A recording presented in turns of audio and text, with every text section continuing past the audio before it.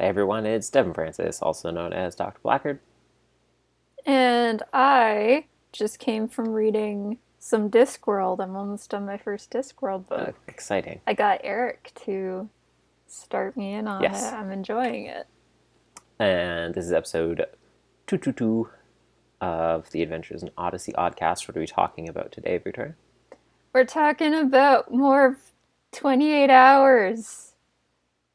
I, on the drive home from my trip, got my friends in the car to give me their predictions on what the next title would be of the episode.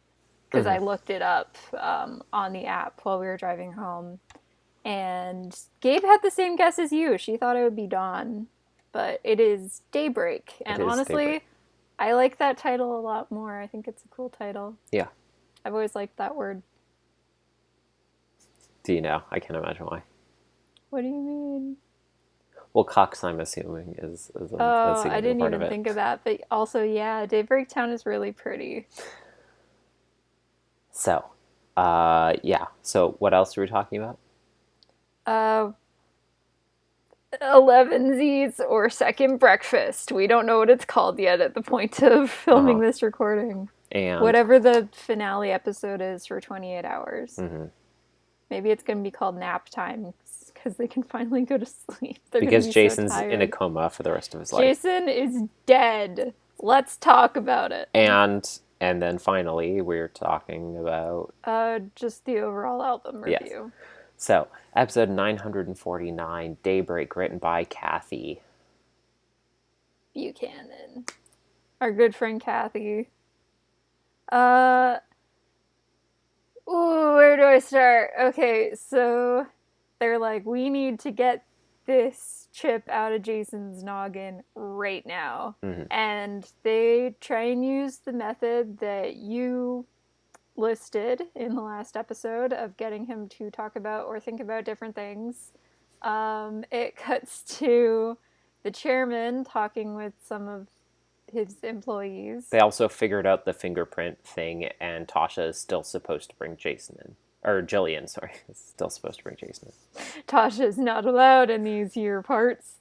Tasha has not been mentioned at all this album. So... Oh, I don't think this was in the episode. I think I thought about this after we did the last one. But I had the idea, remember we talked about, like, Tasha training Jillian to, like, be ready to tackle Jason. Yeah. But now that we know that Jillian's background and experience is so uniquely suited to, like, Jason, what do you think the chances are that Tasha and Jillian knew each other and Tasha scouted Jillian for this mission because she knew that Jillian would be such a good fit for Jason? So she's like trying to pair Jason up, basically. Yeah. I'm down for that, honestly. She's like, you will succeed where I have failed before. I really hope Tasha's just like seeing someone right now. And it's just like, I need to get Jason a partner so bad. He's so sad and lonely. It's really sad. I could definitely see that. Yeah. So the chairman is trying to get Jason to think up of like the last several numbers of one of the codes because they're missing like the last several digits. Yeah, the ones they had are the ones that Whit said last time that you heard Jason say. And they're like, we really need specifically Agent 1. We think we can get like Agent 1 to get him thinking of it. And it's just like, oh, who is Agent 1? And then Connie keeps on mentioning like things that have to do with submarines in different ways. Well, and keeps on the word sub. And Eugene and Katrina mention. There was 1 second where when she started talking, I thought she was gonna say like Katrina got hired as like a teacher in this one spot, so her and Eugene and Buck are gonna move away. I really thought she was gonna say that for a second. I was like, this is not how I want to find out this information, please. I'm not ready. But that is not what happened. That would be terrible. I was so upset for a moment. But it's okay. It's okay. That did not happen. So then they're like, Connie, please stop talking. And then Jason starts humming a song. I think they just got Townsend to start humming. I couldn't like figure I out. didn't really recognize listen it or close enough anything. to hear what the tune was. No. And uh so I don't know if like Kathy wanted us to think, probably not, that Connie was somehow sleeper agent 1. Did No, you ever think about? no, absolutely not. But that would be very funny if I was that. just like, I know that wouldn't happen, but also it went from being like Agent 1 needs to get Jason thinking about the codes to Connie mentioning stuff doing with subs like a million times. And anyway, I thought that was Very funny. funny thing. I never would have put I was those just two like, I together wonder if like there's that. anyone who's gonna think like, is Connie Agent 1? The deepest cover. That's why the back of the album was like, "Is anyone in town who they say they I are?" mean, obviously not, but like if somehow it would be a recent development and it would be a sleeper agent thing and she wouldn't be Yes. aware of it Well, either. yeah, she would be being controlled to accidentally keep making Jason think about it. That's why she was dating Mitch. She knew it was Aram the whole time, but she was working for Novacom and trying to get those secrets. Yeah, she was the one who killed Aram. And so Jason is brought to the hospital. Joseph Calhoun is going to do like surgery on him. But they're like, Joseph, have you ever done this surgery before? And he's like, no, I haven't, but I'm going to have some help because Professor Screw Up is going to help me. Professor obviously evil, not evil. What's his name again? Dr. Rusk. Dr. Rusk. The second they mentioned Dr. Rusk, I was like Michael from The Office just screaming, no. I was just like, you can't. Literally since the first episode, I was like, he's a We bad were guy. both like, this guy's Yeah. sketchy as heck. So, yeah, the second they were like, don't worry, Dr. Rusk is here to help. I was like, I was like, no. of course he is. I screeched because mom and dad aren't here right now. I'm alone in the house, yeah. so I can be as loud as I want. So that means I'm always yelling 24/7, probably. And not just when neighbors. you're recording the podcast. I yell so much. I'm amazed I haven't lost my voice yet. And so, yeah, I was just screaming a lot about that. And then, Dr. Rusk comes in because they're basically trying. Joseph wants them to remove the chip, which is what Jason and the others also want.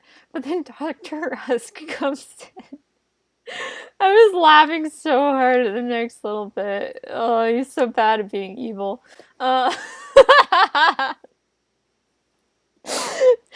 Dr. Rusk comes in and he's just like, oh, wait, you guys want to take it out?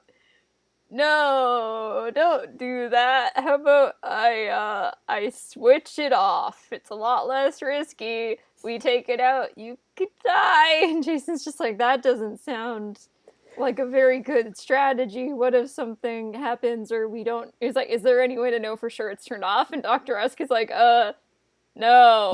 And they're like, then we are gonna get it removed so we know for sure it's out of there. And he's just like, but what about this? What if you don't do that? And I was like, he's so bad at being evil. He calls the chairman, and the chairman's just like, is Jason gonna, like, go in with the surgery and, like, make sure he keeps it in his head? He's like, about that, he doesn't want to do that. And I was just like, he's so bad at this.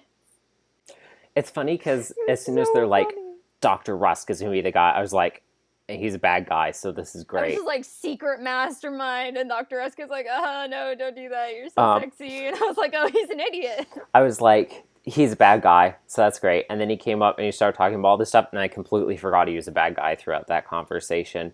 Because I didn't. I was screaming the entire time. Because he is right in that Jason would almost certainly die from that procedure, but but also he was being an idiot, and it was really funny. I mean, his alternative procedure also doesn't make any sense. No, it doesn't. And so then I was like, how did you not come up with like a better solution. He goes on the phone with the I chairman, came and the up chairman's with- like, they found the microchip, and he's just like, yeah, I thought we had like another couple hours at least. He's like, oh, frick. And then he called the chairman. It was like, I tried to convince him not. And I was like, yeah, that makes sense. Because as a doctor, it also made sense for you to be like, I very strongly think that you shouldn't try and do this right now because I will almost certainly kill you in the process. Yeah, but he's talking to a Whitaker. So, like, that means nothing, my guy. So what happens then? What does the chairman say? So then the chairman's just like, oh, get him to think of the codes, blah, blah, blah, blah. And Dr. Rusk is like, I will see what I can do, boss. And then, in a very Novacom-y fashion, we haven't had this happen in a little bit. We get, like, a prayer montage. Mm-hmm. What else does the chairman say, though? I don't remember. He was like, we're moving to Plan B, tell Sky. Okay. I forgot about that. I listened to this one, like, Thursday night after getting home. Either Thursday night or Friday. Like, but I was, like, so tired when I listened to it. Anyways, he triggers their contingency plan, which is what unfolds momentarily. Mm-hmm. And, so then we get, like, our prayer montage. I was like, oh, we're getting to hear Jillian pray. Yeah, her completely original prayer that does not at all seem to reference anything. We'll get to that. Okay. I mean, are you talking about Novacom? I mean, that's on purpose. Well, I know, that's what I'm saying. Like, she said, I think, like, basically word for word what Jack said in the final episodes of, if not Exit itself, while praying over Tom's trial. Where she's like, thank you for always being in control even when things feel so out of control. And I was like, aha, Novacom finale references. And I don't super clearly remember what happens next, so you should probably say I might get the events mixed up. Whit gets a textual message that's like, hey, BT dubs, we're going to blow up the town in 15 minutes if you don't get the code. Oh, right, you would think I would remember that. Yeah, the contingency plan I was talking about. Carry on. It's like, get the rest of the codes from Jason in like 50 minutes and hit me up on my cell. Or I thought they were just saying like a bomb in the hospital. Or a bomb will go off somewhere in town. Oh, right. People. They're like, somewhere in town. I was immediately like, it's the bank. It's the bank. It's the bank. It's the... No, I was like, they're actually trying to rob the bank is the final that was the plan all along. Of the album. That's where Eugene is. That's where Eugene is. Eugene's at the bank. Eugene is simultaneously the person that there's like a bank storyline going on. The path Eugene's just like, I just can't figure out what's going on at this bank. Yeah, they're like, there's a bomb somewhere in town and it will blow up and kill people that you care about. You will be dead in 15 minutes. It's inside Jillian. And so, also, Jillian is on administrative leave for taking Jason to the hospital. Oh, right, yeah. She got in a lot of trouble with her bosses because they were just like, Jillian, you need to take us to the hospital. She's like, I'm supposed to wait for my boss. And Jason's like, Jillian, please. And she's like, fine. And then she gets... maybe fired. We'll find out in the next episode. Yeah. She in big trouble. She is in trouble. So they are like, okay, what are options? Where are places that the bomb could be? Could we give them a fake code? And they're like, no, because they know the beginning and they'll know how many of the rest of the digits need to be in there, and for some reason they can't just ask Jason how many remaining digits there are. I guess Jason is like in a coma right now. Actually, you know what? I just realized if they asked him, he would have to think of the code in his head to count how many digits. That too, yeah.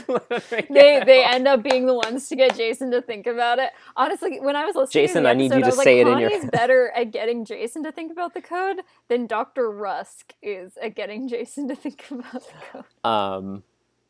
So they were like, we can't come up with a fake one. And so all of a sudden, Jillian's like, wait a minute. OMH 014, the message that was written after the subnames on the note that was given to Sky is Odyssey Memorial Hospital, room 014. And Jillian has a key card that she swiped that was somehow never deactivated from forever ago when she was doing her job search, which included the hospital. I think it's so funny that from what it looks like, Jillian just like kleptomaniacs little things from the different jobs she tries at, because that way she has like a hold on every single business in the town. It's the rogue. My powerful queen. Renee is mentioned in this episode. I was like, is that allowed? Even though I think it's the second time it's happened. I literally said, whoa, Witch is called Renee? Is that allowed? Is that allowed? Because, like, Same I think brain. it's the second time in a proper album that Renee's been mentioned. I just love that you literally were like, is that allowed? That's because it's the proper response to have. So, yeah, Wit is like, Renee, evacuate Wit's End. And they're like, Wilson, evacuate the church. And then they realize it's the hospital. They go down, they find a massive bomb. And they're like, call the bomb squad. Connie, go tell security that they need to evacuate the hospital. Obviously, they don't have time to get everyone out of there. But they were like, we can't. Even if we told Jason what was going on, which we don't want to, and he was awake, he would still be like, well, guess we're all going to die. Because he's just such an optimist. Yeah, and Jillian's like, swoon. I guess the blocks of personality really do build a pyramid of character, she said. She's just like, I thought Jason used to suck when I first met him, but now I think he sucks a little less. And I'm like, that's true love, baby. And that's the end of the episode where Jillian and Whit are just like, go, Connie. Mm-hmm. I'm thinking what happens with Jillian and the stuff with her boss is going to determine what happens to her after this album ends, which is pretty obvious, I'd say. Like, if she's going to stay in town or not. Yeah, I mean, I think that she'll work out this stuff with her job, but either way, I think if she goes back to active service, she would keep on guarding Jason, and if she gets fired, she's staying in Odyssey. We put on leave, she would stay here with Jason. So we're probably good. So, top of the episode, they're like, we have to convince Jillian, there's a plausible explanation for all these things. And she's like, it's only a 90-minute flight to the Pentagon. You could have, like, been zoom. I also forgot to say last time, Jason was like, you know where I've been all week. And she was like, you were gone for a full day. And he was like, I went to an auction in Odyssey. And she was like, I don't know that. And I'm like, I'm sure there are plenty of people who could vouch. Like, I think you did say that last time. Okay, vouch as an alibi that he was there. But anyways, it's apparently a very short flight. It was shorter than I thought it would be. Yeah. But I don't know, maybe he's like special clearance for flying to places or something. He gets a Concorde. He has his own private jet. Yeah. Ultimate Swiftie, Jason Whittaker. Yeah. So... I asked one of my friends who is a Taylor Swift fan that I went on vacation with, you can probably guess who, about... Of the two people it could be. Yeah, the two people. I think you know who. But I asked their opinion, and they were like, I was like, did you hear about everything that happened? And they were like, oh yeah, I did. I thought it was funny. And then did not elaborate any further, and I was like, all right. So... what was I saying? They're like, it's pretty close. And they're like, they could have gotten somehow, they're looking through the footage, but someone who knows it really well could have avoided the cameras. And then they confirmed exactly what I said last time, which was that the envelope that was stolen, or like, the envelope that contained things stolen from the antique store and was passed off, contained Jason's fingerprints that they then used to transfer onto the computers to frame him. Mm-hmm. At the Pentagon. And I was like, yeah, I nailed it 100%. Connie trying to distract Jason from the submarines was a great scene. She was like, oops, this, it's, beans, oh, wait, I did it again.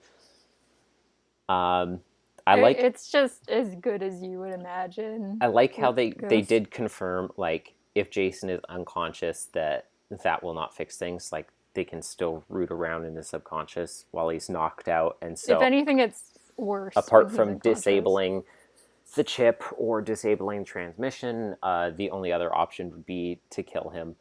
I still think Jason and Jillian should kiss to distract him. And like I said last time, I mean,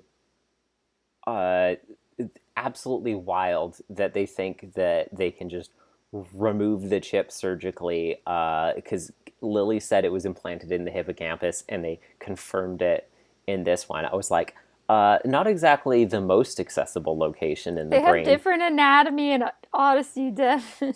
The brains are inside out there. And the fact that they injected it with a syringe means it has to be, like, insanely small. He's just gonna suck up all the brain goo until he gets it. Oh no. He's going to completely empty out his cerebroventricular system. Jason's brain will be as dry as ever. They're going to completely tap all his CSF. So, yeah, Joseph's like, we can work on it, but don't worry. I have with me here one of the best neurosurgeons in the whole country. He was the person who trained me to be a doctor. It's Dr. William Rusk. And I was like, oh, of course, it's the guy who just happened to show up in town at the scene of the break-in. We're just so lucky that he's in town. What a blessing. And I was just like, no. The guy who just happened to be at the scene of the crime when Jason's fingerprints were stolen from the antique shop, and he is more experienced than Joseph in the field of brain surgery. That's crazy. This guy clearly isn't someone who worked for the Foundation or Andromeda on mind control stuff, because he is like a foremost expert on neurology in the country. And so Dr. Rusk is like, we can inject something to short circuit it. And I was like, wouldn't that kill Jason? That sounds like it'd be more likely to kill Jason. Yeah, I was like, are they putting in like another chip that's gonna like attach and like cross the circuits? I just imagine them like opening up his brain and then just like flipping a tiny switch to turn it off. Yeah, at first I thought he meant they were gonna like try and do something that was gonna like apply an electrical impulse or like contact the circuits together, and I was like, that definitely seems like I have a very large risk of killing Jason also. And then he clarified, he's like, we're just gonna inject a substance that will hopefully do it. So I'm like, so if you want to we're just gonna put some ooze in your brain. If you want to short circuit it, then you would have to inject a liquid that would be very conductive, right? So that circuits in different parts would like short to each other. We're gonna put some nanobots in your brain. So like, Jason, you're just gonna put some really conductive fluid in there, assuming that there's exposed circuitry. Next episode, the gang shrinks down and goes into Jason's brain to take the chip out. I imagine cerebrospinal fluid is probably already conductive in and of itself. But anyways, they were like, we're going to disable transmitting functions and then we don't have to remove the chip immediately. And I was like, I said this last time, they could put Jason's head in a copper box. They could wrap him in aluminum foil. They could then just give him a tinfoil hat. They could have him chill at the bottom of a bathtub with a snorkel so he can breathe. There are so many ways that they could insulate his head from radio waves. Like, any conductive material, including water, could be put around his head to... Jason just has to wear, like, an aluminum foil hat for the rest of his life. I think I was going to say that in the last review, and then I completely forgot. But yeah, I didn't know that actually blocks off your head from...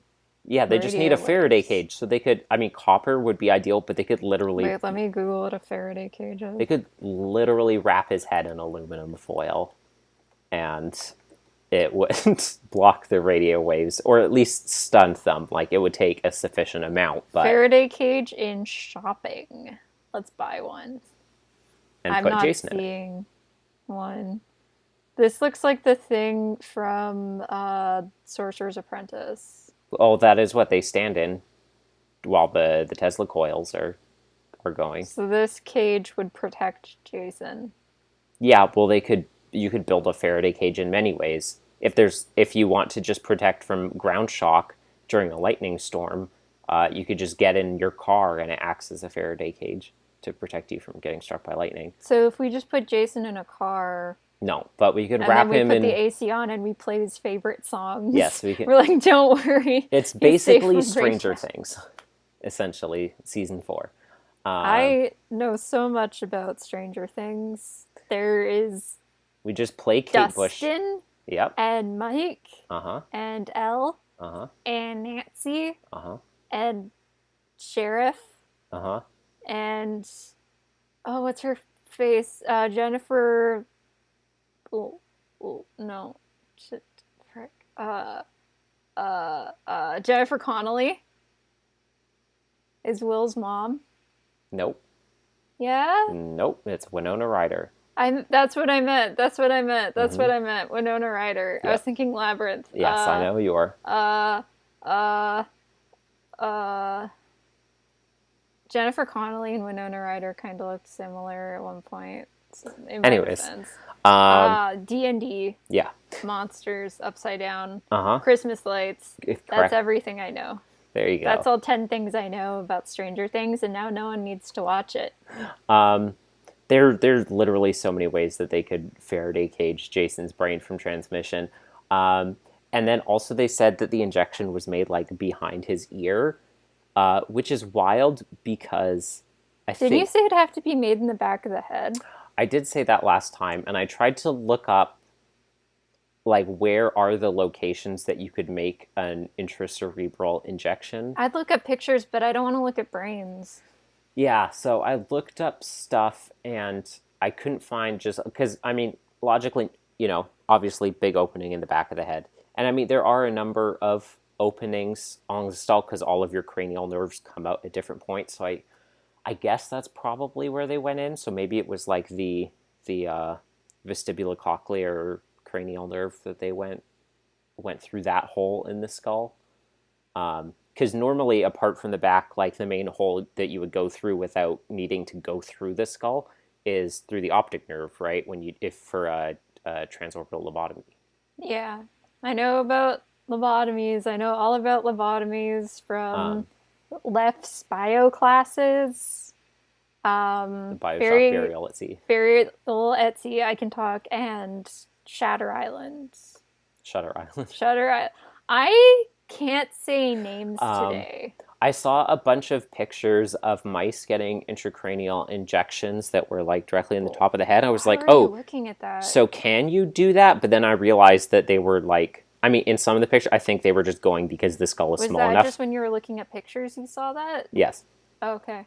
I think some of those probably is just the skull is thin enough that they can just like go straight through. But in at least one diagram, people do like lab experiments on mice and rats, yes. But they have very different anatomy than a person. In at least one picture, it clarified that it was like a burr hole that was made in order to go in, and so I was like, okay, that makes more sense. That could be what's going on in these other ones. I don't think they made a burr hole behind Jason's ear because I don't care how tiny. They said they didn't notice anything. I don't care how tiny you make it. Jason would definitely notice the wound if they drilled a hole into his skull behind his ear. I don't like this conversation. So now that I think about cranial nerves, yeah, if it's behind his ear, they probably went through the hole for cranial nerve 8. I did not like it when we had to talk about Jules getting brain surgery, and now we have to talk about like all these things with Jason getting it. Yeah. I'm not a fan, so, I gotta say. That does make sense. Although, like we said, it's weird that they're like, yeah, I make sense because Dr. Rusk was like making it up. He was just making excuses. It doesn't make sense, his idea to like inject something to short it out. Okay, did you think it was really funny too, like how bad he was at convincing them? Like, well, I wasn't thinking about, like I said, the scene before, I was like, but he's a bad guy. This is terrible. And then during that scene, I completely forgot because apart from that, everything he said did make sense. And they just chose not to go with it. And I thought it was not him being bad explaining things. I thought it was supposed to be like, he's doing everything he can, but Jason is like, I need to make the noble sacrifice, even though Dr. Rusk is right. Is I thought how we were supposed to interpret it. Yeah, I know, but part of me is just like, if you're the smartest brain surgeon in all these places, surely you would be able to come up with like a more convincing argument that they would actually like lean towards. No, I was like, I thought that was the whole point, was that he's like, I'm the expert and I'm telling you this is certain death, but Jason is like, I'm the hero anyways, and I will take on certain death over the possibility that I will start World War III. Part of me was hoping that Jillian would be like, Jason, no. But instead she's like, you're so brave. And I was like, darn it, Jillian, no. Well, she's not going to be like, no, it's okay. We'll let the missiles No, launch. I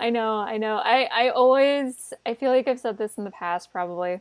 But like whenever I see like any Character be like, that, oh, throw away it's the like world. one character versus like saving like all these other people, I'm always just like, I know you're attached to this one person, but it's like so many lives to save, like that kind of trolley problem thing. Yeah. And then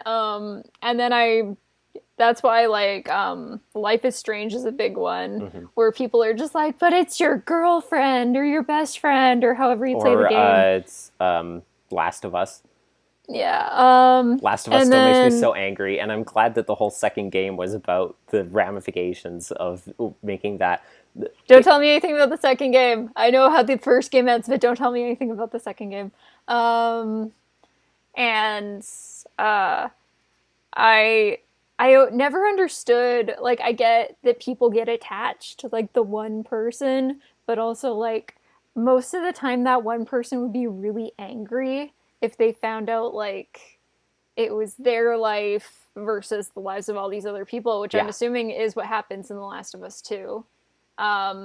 And because of that, I know in a lot of these plots, person A is like, they can never know the sacrifice that I've decided is good and not consulted anyone about because I'm very selfish. Because it's my choice. Because it's not my choice, even though it shouldn't be my choice and it should be their choice. Yeah, Victoria, preach into the choir. And I read this book called Kingdom of Ash back in my first year at UBC, and it was like a Sleeping Beauty retelling, and I was like so into the love interest. I still am. And it was the second book in the series, and it had one of those situations at the end, and it was just like this guy versus the lives of the entire kingdom, and it was the first and only time in my life where I was just like, well, you know what, actually, how important is the kingdom? What's the population? I think it'll be fine. I was just like, he's really hot and really kind and charismatic, and I'm very attached to him, and he's so smart. And honestly, I think I'd rather keep him. The only time in any story I've ever been like, actually, can we keep him? I'm glad we're such pragmatists overall about this, though. Yeah, what's your take? Has there ever been a time where you've played a game or anything like that where you're like, actually, I want to keep the one person? Not that I can think of off the top of my head. Because it like comes up so often. I know, and I'm always like, get over it yourself. Because it's like the classic trolley problem, but in a different way. I guess it's like... The trolley problem's about inaction. This is about selfishness, essentially. Yeah, and also it's... I don't know, it's one of those conflicts where it's always interesting to see how the characters act. And it's something that comes up a lot in story, like, choice-driven narratives, like Life is Strange. Because that's, like, a good way to show, like, the different possible endings of the game and just, like, branch off the endings for the last chapter of the game. I like it in narratives when people are presented with that choice and they're like, no, every life matters, so no bargaining with lives. Their life is worth just as much as everyone else's, and we can't just sacrifice like one for the good of the many as much as sacrifice the many for the good. Like, you know, they're like, no, we can't just choose that option and say that it's the right one, and then invariably they find the magical third option to save everyone. And I like it because it reinforces this idea that, like, no, we can't just admit defeat by losing this one person. That would be wrong. And it creates this world where there's always a perfect answer. And Obi-Wan, the end of the Obi-Wan series kind of did something a little bit like this. And I was just like, just let the character sacrifice themselves. A part of me with that was just like, I kind of get why they wouldn't want the character to sacrifice themselves, because this character can, like, do all these other things that are super Uh-huh. important, but at the same time, someone else could probably do those Or things. like classic, Spider-Man dropping MJ and a bus full of children off the bridge. And it's like, which one are you going to Yeah. save? And Peter Parker being like, I can have it both ways, and it will I turn out fine. I was watching something recently with mom. I don't remember what it was. It defeats the point if you save everyone. I But mean, we were it's watching exciting something. sometimes, but you have people let people make a choice. If you let, there's no tension if every time it's like, oh, and they managed to save everyone anyways. Yeah. Mom and I were watching something. I don't remember what it was, but it was something where like a character had a secret or something like that. It might have been a secret identity. Mm-hmm. Oh, it was what's that new? It was Miss Marvel. We were watching Miss Marvel. I will be vague because I don't think you started watching it yet. I finished Miss Marvel. Never mind, I won't be vague. Miss Marvel spoilers. Mom, Dad, and I have watched the first 3 episodes, Mm-hmm. and Mom was complaining when Kamala, is that what her name is? Yeah. Came and then just like broke her parents' hearts at the end of the 3rd episode, basically, by being like, I did all these things and like I ruined the wedding reception and all these other things. Good night. And then she just left, and mom was just like, why didn't she tell them everything? And I was just like, I think she's trying to keep them safe. And mom was like, that's not going to keep them safe. They're going to target them anyway. And I was like, yeah, I know. It's a superhero movie. They do dumb stuff like that. And I don't know. There's just like Don't this worry, sense of, I really like the way that they resolved like the classic yeah. superhero secret identity crisis in this show.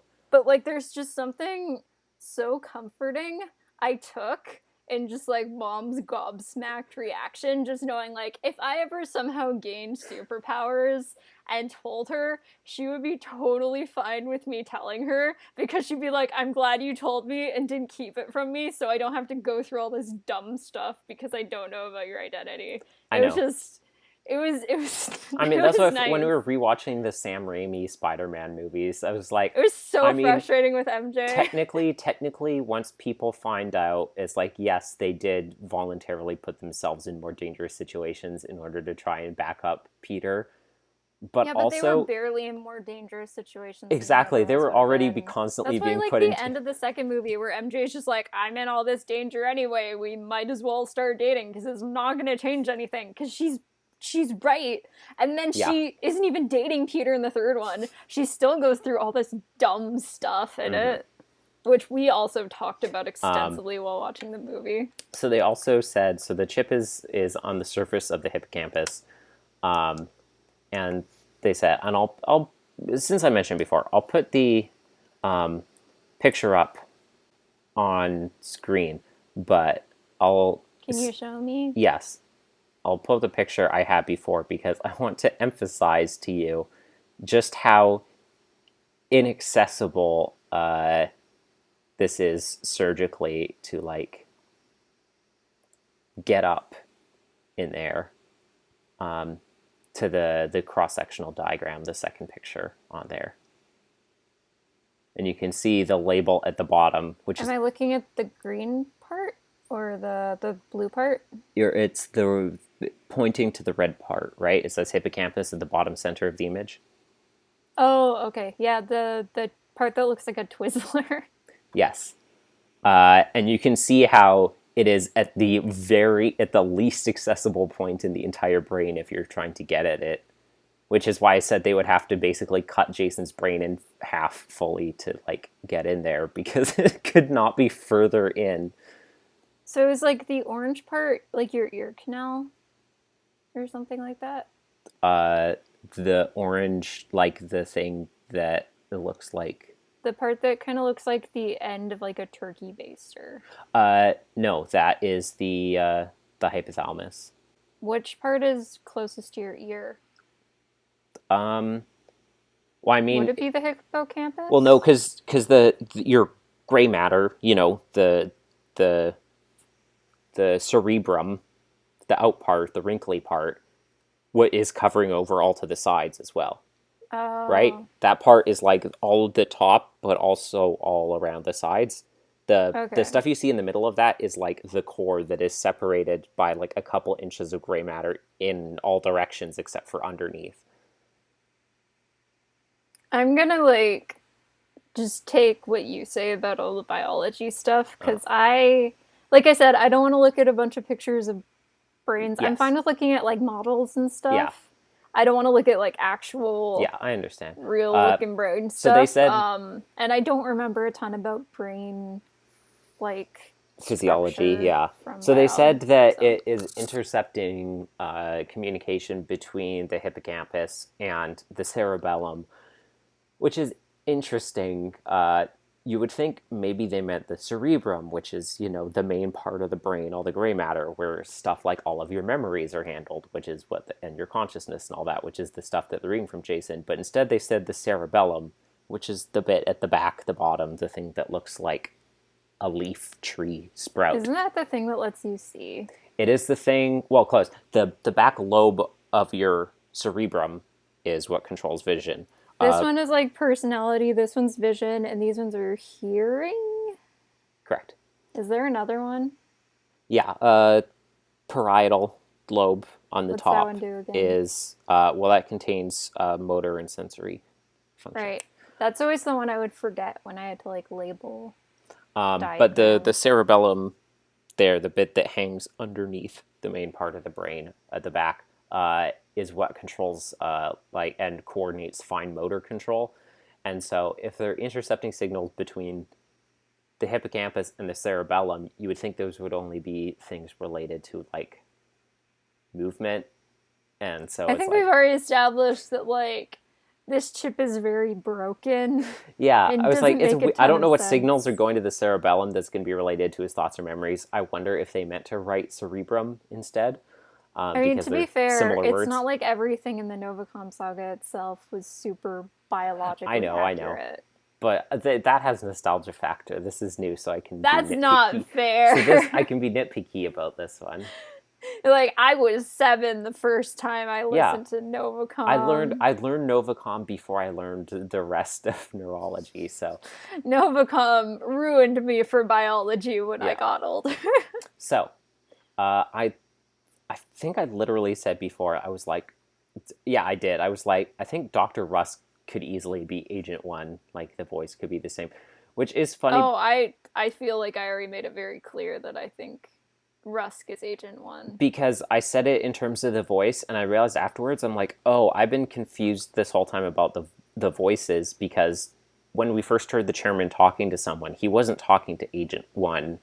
I listened to that conversation multiple times. I don't know how I made that mistake. The person he was talking to mentioned Agent 1 and Agent Cobra Orange. And we hear the other person the chairman's talking to, we hear them again finally in this episode and learn that voice is Dr. Dervishi, our disgraced nuclear physicist. So those are our 4 players. How funny would it be if Dervishi was Fred from Scooby-Doo, like the guy from the OAC, like all the OAC characters to bring back, it's him. Yeah, so it was Dr. Dervishi who communicated to the chairman, like, Dr. Rusk has told me that Jason is in hiding somewhere with Jillian, but don't worry, Sky will like figure out where they are. Yeah. Take care of. Which was the essence of the end of episode 2 cliffhanger phone call. And so we also hear him in this one where he talks to Dr. Rusk and they talk and stuff. I guess we said the chairman before, didn't we? It was, wait, no, he did talk to the chairman. Dervishi was earlier in the episode and he was also on the phone. We got him talking to Dr. Rusk, and then later Dr. Rusk also called the chairman. He was like, what do? What do? Like, they know about Chip. We'll get Sky to do the bomb.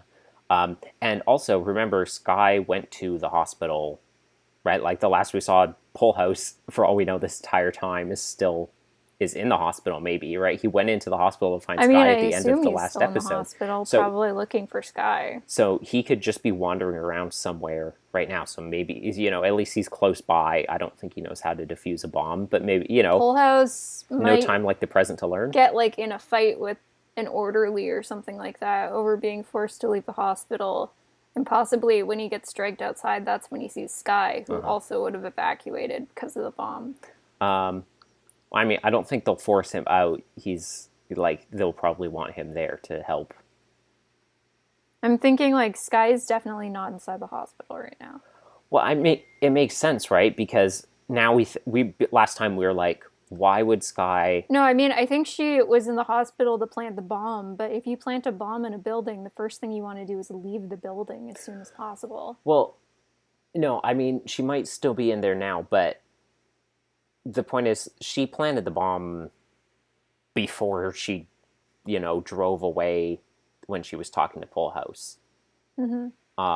So we were saying last time, like, why did she go to the hospital? And I was like, oh, before we even realized the bomb was there, I was like, oh, it probably she went to the hospital because her other accomplice in town, Dr. Rusk, is at the hospital, and maybe she needed to give him something or contact him in person. Do you think she's like the getaway car for him so he doesn't get blown up? Yeah, maybe. Maybe she's there for Rusk, or she was there, she didn't know at the time. She was there in the first place to plant the bomb. Well, I think that would have already happened. But I don't know. Unless the bomb was like pre-wired and pre-sex, I don't think Sky knows how to like set a bomb. Here's what I imagine: she already planted the bomb there a day or two ago. I guess less than that because it's only been 24-ish hours, 26 hours or whatever at this point. I don't think this is when she planted the bomb. It sounds like it was pretty sizable. I don't think she was hiding it in her very compact electric vehicle. Do you think? Unless it was in her very heavy suitcase that Polhouse dragged for her. Do you think the last episode... But he did say that her luggage was still in the car, right? They're like, she couldn't have gone far. Her stuff is in there, so probably bomb is not in there because she would have had to take the bomb out of the suitcase to leave the suitcase in the car, and then she'd just be walking to the hospital carrying a bomb that, from what we heard, does look like a bomb.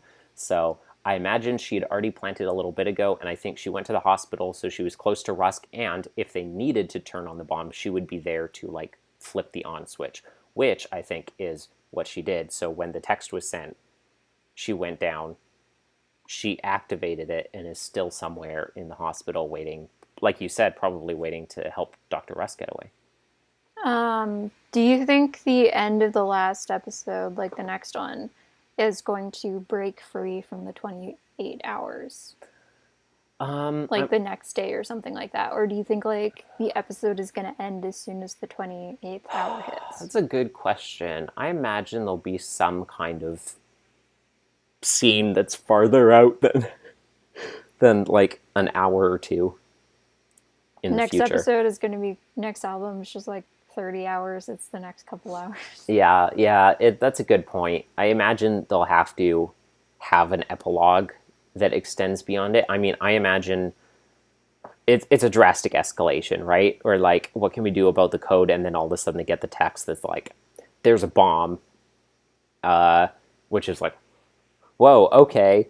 And then when they get down there, they find it, they call the bomb squad, they send Connie up to let security know, and they say there's 11 minutes until it blows out. So it's like, okay, the first 11 minutes of the next episode are almost certainly going to like play out in real time. I think it's really funny that my first reaction to hearing that there was a bomb was that someone was trying to like rob the Odyssey bank. It is funny like because a joke reaction. I don't think that's actually going to happen. It's very funny because it's like, yes, the location in Odyssey where all the people that Whit cares about are. The bank. The bank. His money. We know what you really want. Whoopsie doodle. I accidentally made my recording crash, but didn't lose anything. So, is there anything else? So, yeah, they sent agents at the beginning of the episode. They're like, we're sending agents to come take Jason in, and they were only 2 minutes out, apparently, when Jillian is like, okay, fine, let's go. We'll get to the hospital. Yeah, because Jillian's crazy driving. It's like, they'll never catch us. Because they were like, if they take Jason in, I guess they assumed, like, they're not gonna listen in time to the fact that he's chipped, and so they won't do anything about it in time. And even if they knock him unconscious, like there's nothing that we can do to stop him in time, apart from wrap his head in tinfoil. except, bring him to the hospital and get him into emergency brain surgery. Where he's going to be unconscious. The one thing we don't want him to be. We need to make him as lucid as possible. I mean, you can be conscious while having brain surgery done. Yes. Because I heard about with like certain people, I guess there was like one time where there was like a professional violinist or something like that, and they got her to like play the violin as they were doing brain surgery. So they made sure that like they didn't mess with anything that impeded her ability to play the violin. I don't know if that is true, but it sounds logical and kind of neat. You'd have to keep very still, obviously, because you have to play the violin without moving your head a millimeter, which I wouldn't be able to. I mean, I'm so shaky as a person. I'm always moving. I mean, I know they do like brace your head in, right? Like they like, depending on the level of surgery. You can't Lindsay Sterling and throw your head around. Yeah, while you well, play. depending on the level, right? They'll like drill like a framework in that'll like, right, like Gina on Brooklyn Nine-Nine after she got her neck surgery. Whenever I think of like things on people's heads, and I imagined when you first said the cage thing, I think of the thing from like the Saw movies. You know what I mean? I thought you were going to say, like, dental gear, like Night Gear, where it's head. No, I also, when I think of dental gear, I think, like, it's the thing from the Saw movie. It's just she's going to, like, unhinge your jaw and murder you. I don't think so, dentist. Nice try. Or should I say jigsaw?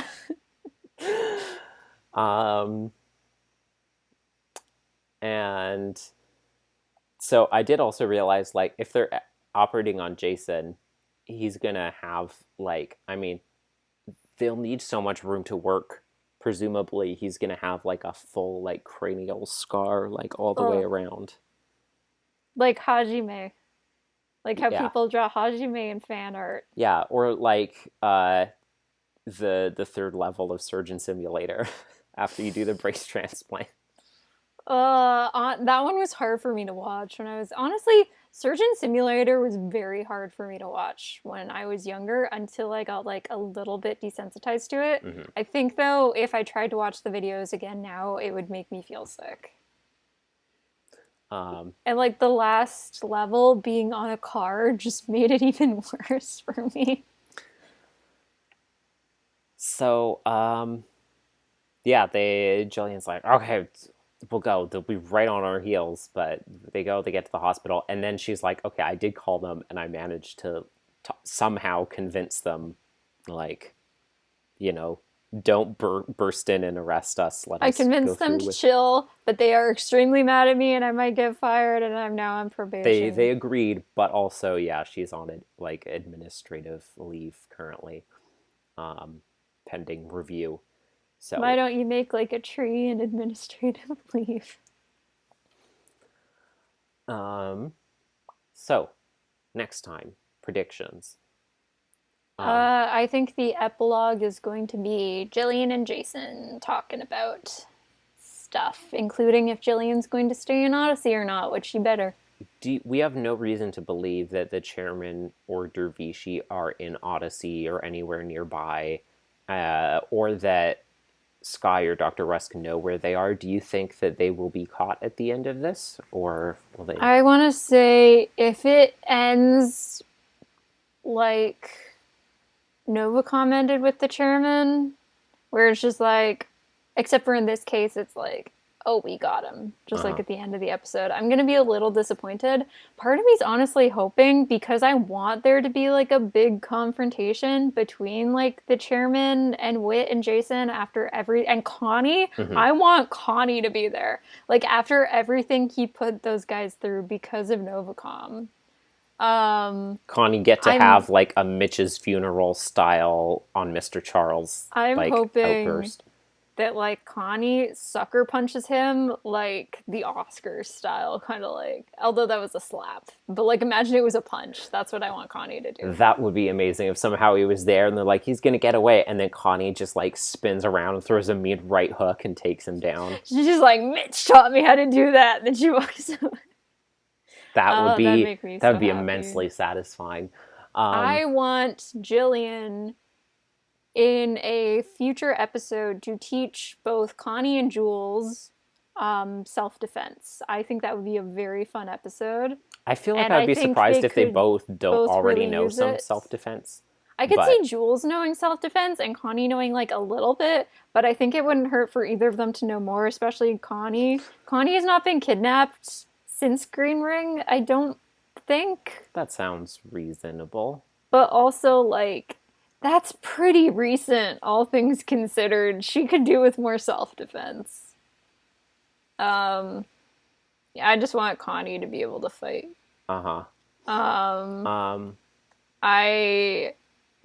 I think that if I had my way, this would be, although since it's already a 6-parter, they're probably going to get the chairman at the end of it. Mm-hmm. I think it would be nice, though, if, like, the chairman was still out there and we, like, deal with him once and for all, like, in a future album. If not, like, there's just more, like, things scattered in the next one than, like, finally concretely the one after, which I think would be 80? No, wait. This is album 73. Yeah, no, I don't know what I'm talking about. I'm getting stuff mixed up with my ASU chapters, I think. So I'd say 75. Like a nice 75th album of Odyssey. We beat up the chairman. As a celebration. As a treat. In celebration. What a better way to celebrate. Because, like, Novacom hasn't even been brought up except for Connie in passing, and they don't know the chairman's involved at all. See, that's the thing. Like, okay, I kind of want there to be like a bigger thing because like the chairman has, like I said, the chairman's put the characters through so much like bad stuff, and he deserves like more of a send off than just like a really tiny like, oh, we raided your base kind of thing. I'm really glad you said all that because I agree with your feelings on like Thank you. Both ways. That's like I was literally. I'm saying this is my opinion. I don't think it's going to happen, but like part of me is holding out hope a little bit. I was literally going to say the same thing about like so. In general, I was like, oh yeah, I hope that like we get the chairman at the end of this, so it's like, oh, this was his kind of like the final arc, and it's not like he keeps on having another scheme and it just keeps on going on endlessly, right? Just like it was like, okay, we had Novacom, and then Charles had his one last hurrah on album 40, and this is the chairman's happening now, so like decades later. Do you ever just remember that Charles is played by Jess Arnell? Yeah. And you're like, whoa. Yeah. So in general, throughout the album, I was like, yeah, I hope, they'll like get him at the end, and this will kind of like put that final wrap on everything. But at it this just feels point, so sudden to do that. At this point, we only have one episode left. We've heard his voice 2 times in this album. They haven't even acknowledged who he is the chairman of, like, explicitly, in case people haven't picked it up. Yeah. So it would be, like, way too out of the blue for them to just, like, do that. I mean, if anything, the big reveal at the end of the album would be to realize that this was all orchestrated by him, and that would be, like, the big reveal that he gets away. Like Novacom's as back, he, I guess. Yeah, as he escapes, and that's like the big clip that they realize, like, this was Andromeda. If I'm gonna backtrack on my thoughts a little bit.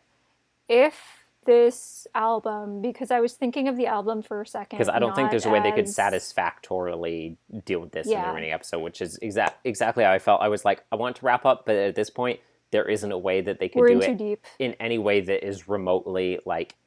Doesn't feel super surface level glossed over. So at this point, we need to like, it's just going to be like a mid-season climax kind of thing for him where they realize like, that was Andromeda, to be JoJo's Bizarre Adventure to be continued. And then at some point he'll show up again. I was thinking as I was talking for some reason that like the album episode titles or like the episode titles in this album were like part 1, 2, 3, all same title. Yeah. Because it's not named like part 1, part 2, part 3, I think they're not going to get the chairman at the end. Interesting. If it was, I think it would be like a more like contained story. But since it's like all the album titles are separate, it leaves it more free to expand more. Yeah, that's more like how they did it in Novacom, where it's just like it was pretty rare that we got like part 1, part 2 titles, and with something like part B, even like the part B episodes all had their own titles, making it impossible for me to ever remember which episode was which in part B when I want to listen to one individual part. It's always the 2 and 3 that would get me because they're the ones that both start with C. Yeah, like I remember one is Collision Course. And one is Crossfire, yeah. Yeah. I know and that that's the only one I can't. The first I can't one, remember the rest I know the first names. one is missing in action because it's the whole thing starts out with Eugene's disappearance and What's Katrina. the last one? And called? the last one is Resistance. Right. Because that's where they're like regrouping now that Mitch is dead, and that's the one where Wooten is helping Connie, like, you know, that's the best one. Okay, that might be a controversial take because like the one with that ends. The one before that ends with like Mitch going missing, which is like part such a cliffhanger. 3 but is like objectively I the know most part 3 insane is like standalone episode of Odyssey. I know to you listen love part to out of 3, context. but like part 4 has all the Wooten and Connie stuff in it, and it's so important to me. Yeah. So other stuff in terms of predictions for next time.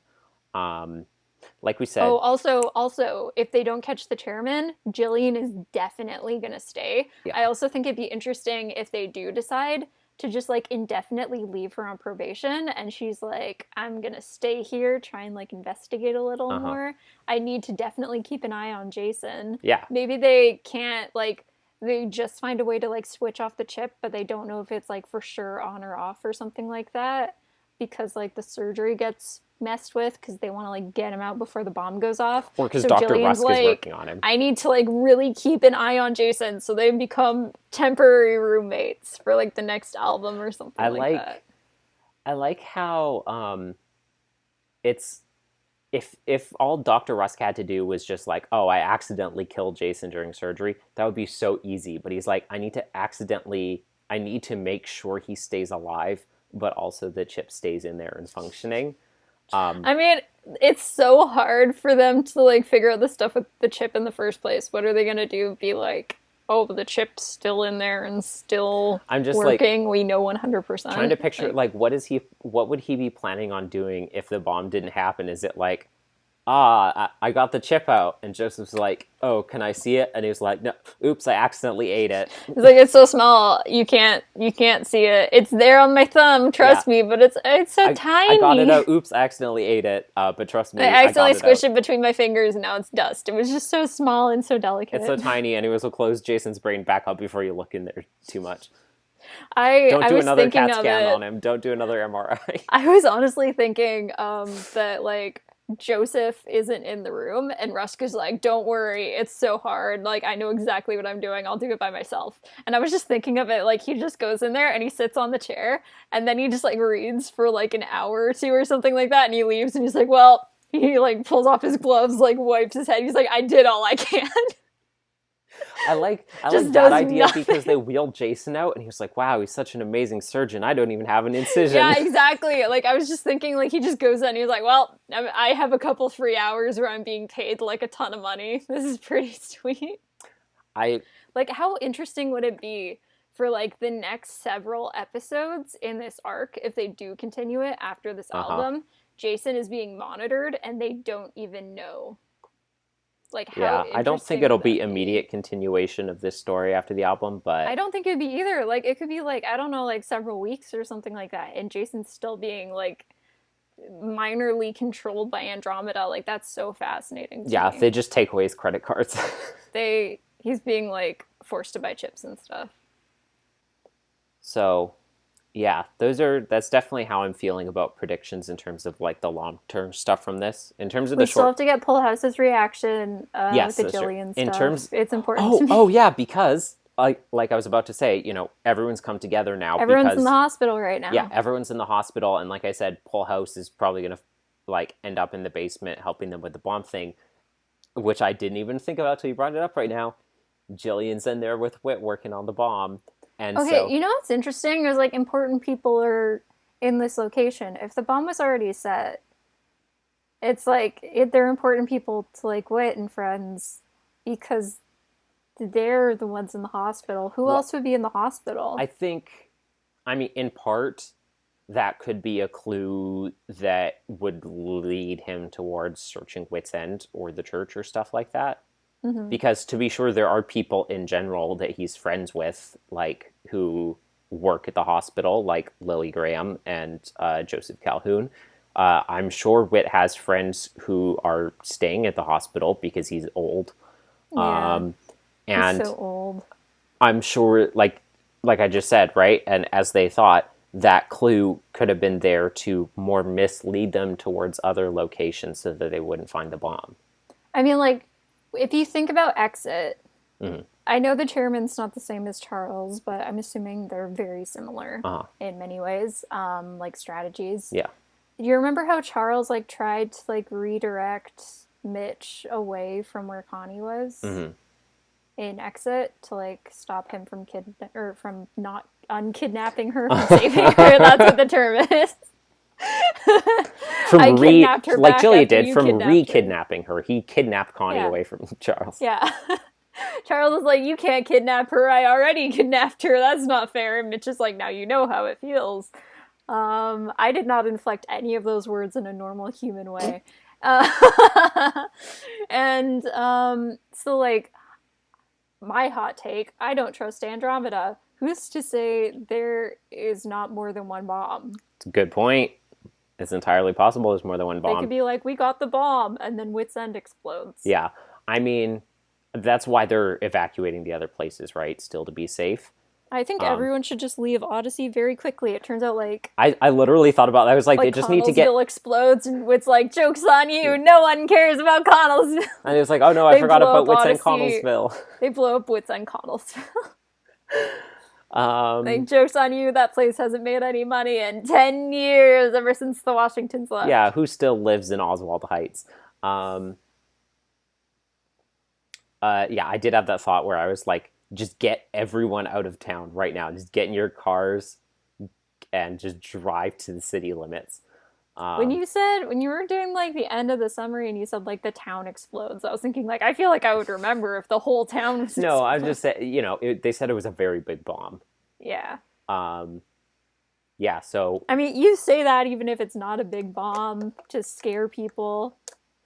It is a good point, though. If someone says they have a bomb, just assume it's like going to be a very big explosion, just so you're on the safer side. The one thing I feel like suggests that there is only the one bomb is the fact that they knew where the location was because it was part of the note that Sky had. Yeah. And it just had like that one location, like it had the sub names and then it had that written on it. I guess like personally, I think there's only one bomb, but I do want to throw out the idea. It is. I mean, it's certainly something one. that they should consider. Although I do think narratively that there is only one of them. Granted, the previous item on the list, Jason was like, I don't know that name, but I assume it's another sub in a different fleet, which means it could also be a different location in Odyssey where there's a bomb, logically. But no, I think it's only the one. I was just about to reference the last episode of What We Do in the Shadows, but... I have not watched the new season. I can't. I need you to catch up. Yeah. Yeah, that is everything, I think. So Jason, I think they will try and put Jason in for the surgery, and somehow Dr. Rusk is going to get found out. They will locate Sky.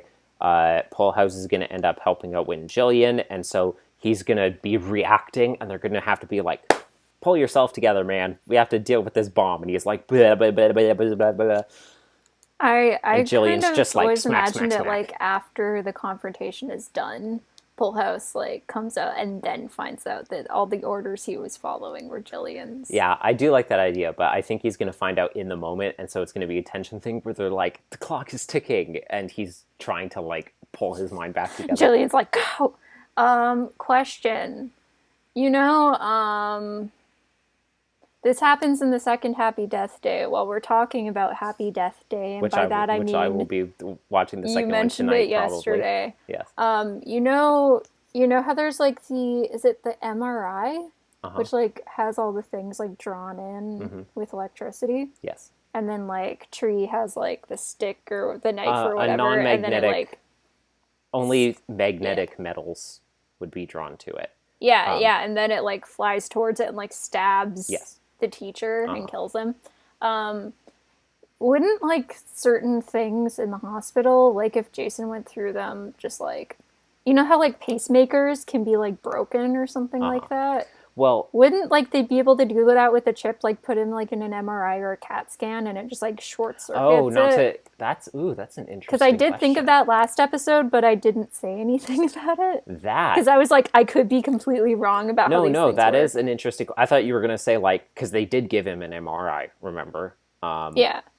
to locate it and figure out the size and stuff. Yeah, like they might have already accounted for this when they made the chips in the first place, Yeah. so like it won't work. But there were Um, things that messed with like the Nova boxes in the first place. yeah. So like It's a good point. I thought you were gonna say like there's metal in a chip, wouldn't it have like been attracted to it? But no, no, no, I'm not saying like I think the chip should fly out of his head. That would be awful. But I'm yeah, thinking like if you could put him like in a no, machine and it would exactly. just like short circuit it, unless that would kill Jason, I which I Here's don't the thing. want. As I learned from the study that I was in with the brain stuff, um, even though I was not in the experimental group where I would have had this done, I learned as a result What of it study? the one that I was in Andromeda, by the one the I got way. my medication from like 2 years ago. Oh, I vaguely I remember was that. part of one of the control groups, but the main focus of the experiment, which I didn't get to do, was part of like treatments, basically using a magnet. In the same way that a magnet over a coil of wires creates electricity and is an electromagnet, and that's how most generators work. Um, in that same way, a very strong magnet over the brain, uh, basically in the exact same way that putting it over a computer, will like erase stuff or mess it all up. Putting it over the brain with sufficient electricity can induce signals in neurons in targeted areas of the brain and Can like that kill you? activate them. If it was strong enough and you did it in areas that were critical to being alive, then I'm yeah. glad you didn't have that happen to you. That sounds Well, the terrifying. experimental group was activating the frontal. It was like stimulating parts that would increase like That serotonin. like changes your personality. Yeah. It makes you mean. So the point is, it's very targeted, but that's what you would have to do in order to basically like EMP the chip.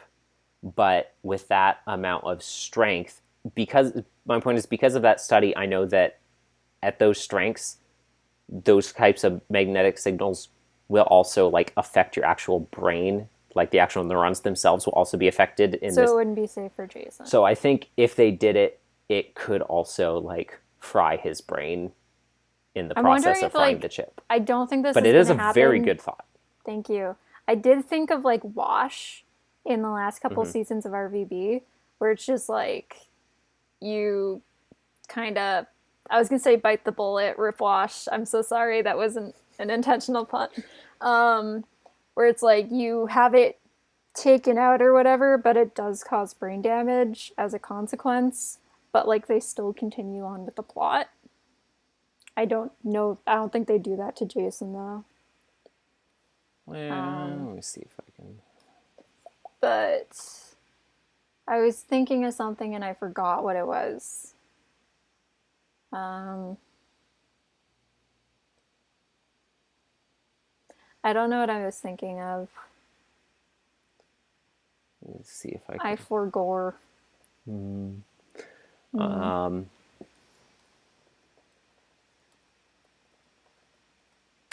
I'm trying to remember. I need to What are you remember looking at? trying to remember what it's called, just because transcranial magnetic stimulation, TMS, or RTMS, repetitive transcranial magnetic stimulation, just in case people were curious. what I was talking about. So yeah, TMS or I'm thinking so RTMS hard. Oh, therapy. I was gonna say, for a second, my brain was just like, what about an EMP? Because you mentioned EMPs. Mhm.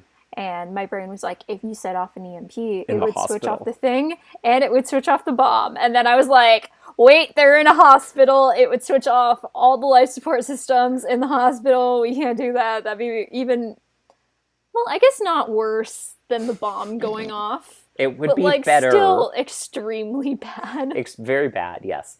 It Um, wouldn't blow up the it's hospital, funny but it because would. when I, Do the machines break if you set off an EMP or yes, just turn off? no, they break.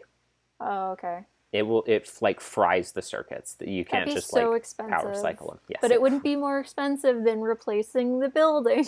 that's true. Like hey, pragmatist, it's the lesser of two I, evils. part of me is thinking like Now people that's hooked a up, trolley problem. blow up the hospital or set off an EMP to defuse the bomb. But like part of me is thinking that people hooked up to life support systems probably are going to be left in the hospital depending on how long it takes to unhook them or if they can be It's unhooked in the true. first place. You're correct. Um, So those people would die either way in that possibility. Thanks, American healthcare system. um, yeah, when I said EMP, I did have the thought. I was like, actually, I think an EMP would probably fry the chip and not explode Jason's brain. Would an EMP break a pacemaker? Yes. It Okay. would break anything that has electronic circuitry.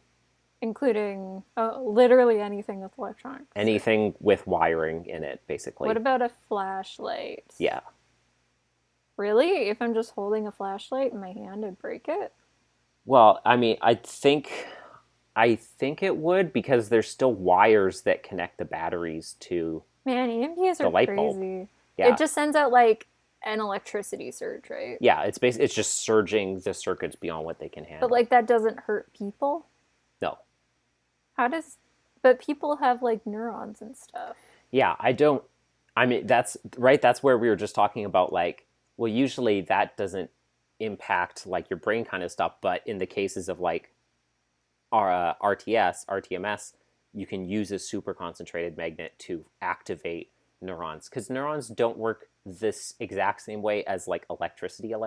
Okay, so it's just a comparison that like science teachers give. Exactly. When we say electricity, it's not like you couldn't get like a static shock from like touching By a brain while thinking it's too thinking. hard, I'm so smart. I shock people when they touch me.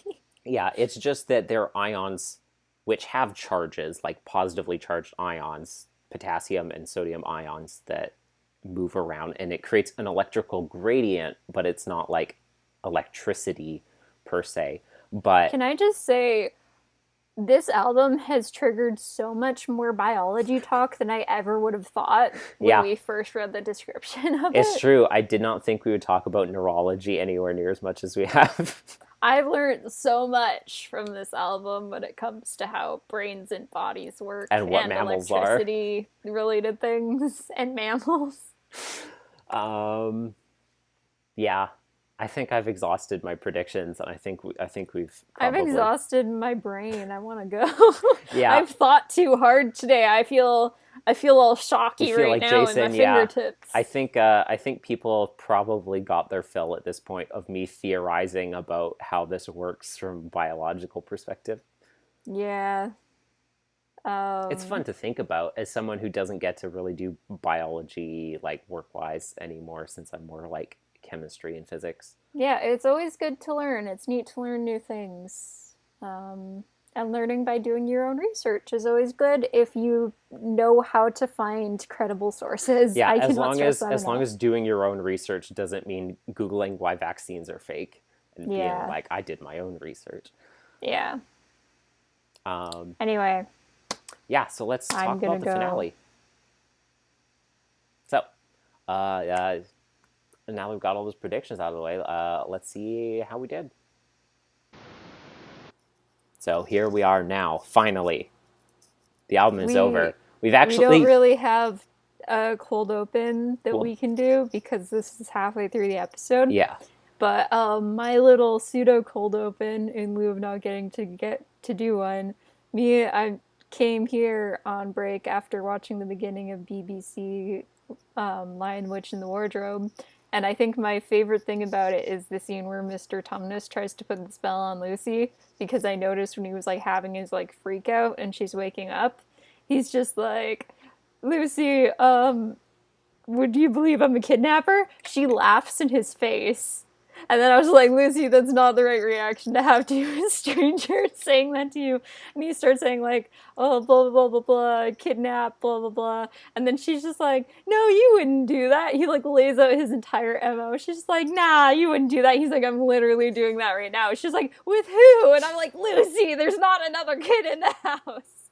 And also when he first invited her to the house, he was just like, have you ever had tea with a fawn before? And I was like, have you ever heard of stranger danger before? Mom started laughing at that. My favorite thing, though, Mr. Tumnus is not wearing a shirt in this version. And unlike James McAvoy, who is pretty, like, clean-shaven, chesticle-wise, Mr. Tumnus is just covered in fur. Yes, all over the top half of his body. It must have been so painful to have that taken off and put on every single day. You assume he took it off and put it on every single day. Yeah, I guess it's just like that. Kept it on for the actor's just like that. That's like why they hired him. I looked when he was having his freak out and talking to Lucy above his fireplace. Can we start? This is gonna be such a long episode. Above his fireplace, there's just like a painting of someone I presume was his grandfather, who is wearing. It shows like the chest up, like a 3-piece suit. And that just means Mr. Tumnus is the little freak in his family who doesn't wear clothes, which the implications of this I'm taking to mean like he got in trouble for public indecency and then he was going to be fined a ton of money. And then Janice is like, if you get me a kid, I will not fine you.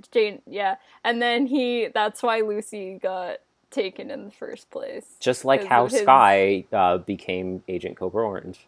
Yeah, exactly. So, we did it, Victoria. We've actually, this finale's been out for a week, but we actually, like, did it week by week successfully during the whole album coming out. Good for us. Yeah. I think it helped that it was such a good album, even though the last episode was not called 11 Z's, unfortunately. That's true. Or Second Breakfast. Episode 951, Final Minutes, written by Kathy Buchanan. Also, I think either at the beginning of this episode or the end of the last one, I accidentally said the wrong episode number. I was off by one. What am I labeling? You guys know what I meant. So first off, claps for Kathy. This was a very good album. Even though I didn't successfully predict everything that happened in this episode, I still got quite a few things. House doesn't know about Jillian, but what happened I actually think I liked more because it was really funny. And I did have a moment a couple days ago where I was at lunch with several of my friends, or I was at dinner with them, and an ice cube went in my mouth, and then I spat it back out into my water, and they're like, why did you do that? It melts in your mouth. I was like, what if I choked? And then I told them the entire Jillian bit at the end. They thought it was funny. For your fancy golf course dinner. Yeah, I did not eat my food. I know. Did you hear about that from Mom and Dad? Well, no, you texted it to both of us, but also I talked to Annie about it while we were playing Minecraft. Well then. So the bomb is being searched for. No, they find it. They find it at the end of the last episode. They find the bomb. And they're like, we have 11 minutes. So Whit and Jillian are trying to defuse it. Jason's brain is exposed. And Joseph Calhoun is working on it. Lily Graham comes in and starts working on it. Half the episode halfway later. Through the episode. And Dr. Rusk. Dr. Evil is... What's his name? Dr. Rusk. Dr. Rusk is going between working on it, rushing out of the room, having a panic attack, trying to get advice on the phone from the bad guys over what to do, and then trying to go back into the room and causing problems. You know, the thing they love it when you do when you're scrubbed in for a surgery.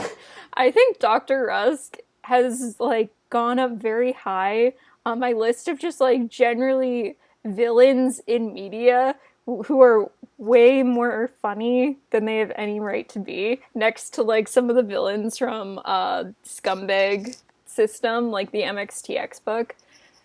Because like the comedic, I was like killing myself laughing every single time he did anything in this episode and the last episode, as I mentioned earlier. Because he's just like dropping tools on the ground. He's like, I'm trying to buy time. I'm dropping like scalpels. They're like picking them up and disinfecting them and then continuing to work. He's like, I'm trying to buy time. And then everyone's just like, Joseph, I think we should not let him back. I think we should like lock him out of the room or just make him go sleep or something. And he's just like, he's old. He's doing his best. Which, it's funnier, I mean, also, like, listening to it the second time and realizing Lily already knows he's a bad guy at that point, and that's why she was like, don't let him back in here. Yeah. But still, he was like, they're catching on to me, like, I can only screw up so many times. He pulls a gun on Dear Joseph. You're really doing this all over the place. Yeah, I'm doing it by this subplot first for some reason. He pulls a gun at one point on Dear Joseph and everyone's favorite war criminal, Lily Graham. After the chip is out. After the chip is out, because he wants to put it back in, like and the after mad the bomb lad is he is. Like, as if Jason's brain wasn't messed up enough. I would have to pull up the Garfield meme again. Lily beats the crap out of him. Like, the girl boss war criminal she is. She's like, the only one who gets to continually break the Geneva Convention is me, and then she beats him up. And then, so Jason is good. He's alive. He is alive. He's alive, which is good. He did start coding. They did have to defibrillate him. Yeah, he started dying at one point, which I was kind of sitting there, and I was like, they wouldn't kill Jace. They wouldn't kill Jace. I like the idea that for any moment you would entertain the idea that they would kill Jason right here in the arc where Kathy is finally starting to actually introduce romance for Jason, and then they kill him. I'm gonna get to that, because I was like, I think I had to go somewhere right after I was listening to this episode, so I was like literally standing at the door, and then Connie was like, Jillian should get asked out by Jason, ask out Jillian, she meets all your criteria. And then Jason's like, I would, and I was just like freaking out by the door silently. I was like, go on. And then he's like, but she was already asked out, and I was just like, I had my head against the wall, and I was just like pounding the wall. Like the key closet. And my mom, and I don't think mom noticed, but I was just like, Kathy, you can't let me have one ship. You dangle the ships in front of me.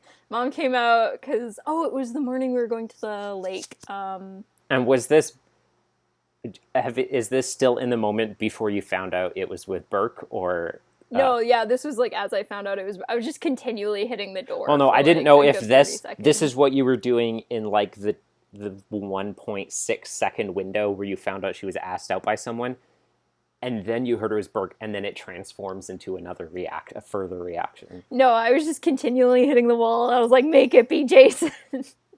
And then mom came out. She's like, are you ready to go for the lake? And I was like, Kathy is dangling this ship in front of me like a carrot on a string.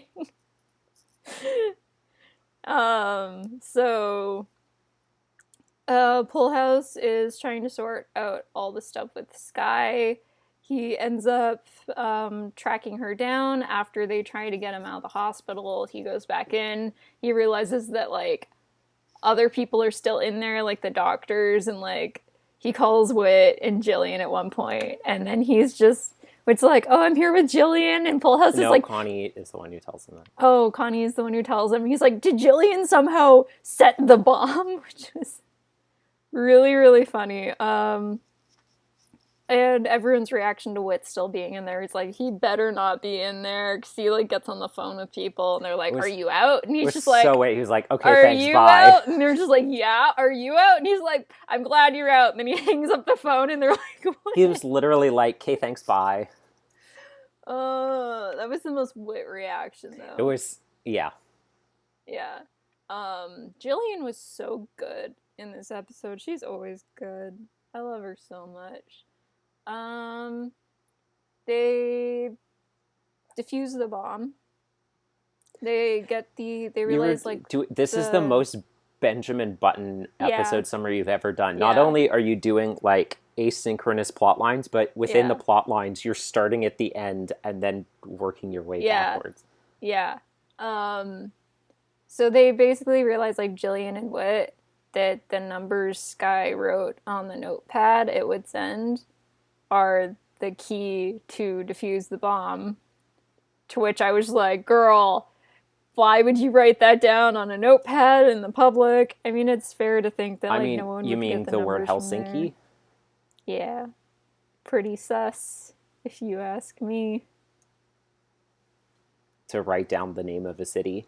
Yeah. Why else would you do it? I assume if you ever write down anything on a random notepad at a place, A it's a bomb defusal diffusion code. code. Yeah. And you know what? It's true. I've been right every single time. Anyways, what happens before that? Since we're going backwards, what's the next thing that happens before that? Prayer. That's I don't also in remember. the last episode.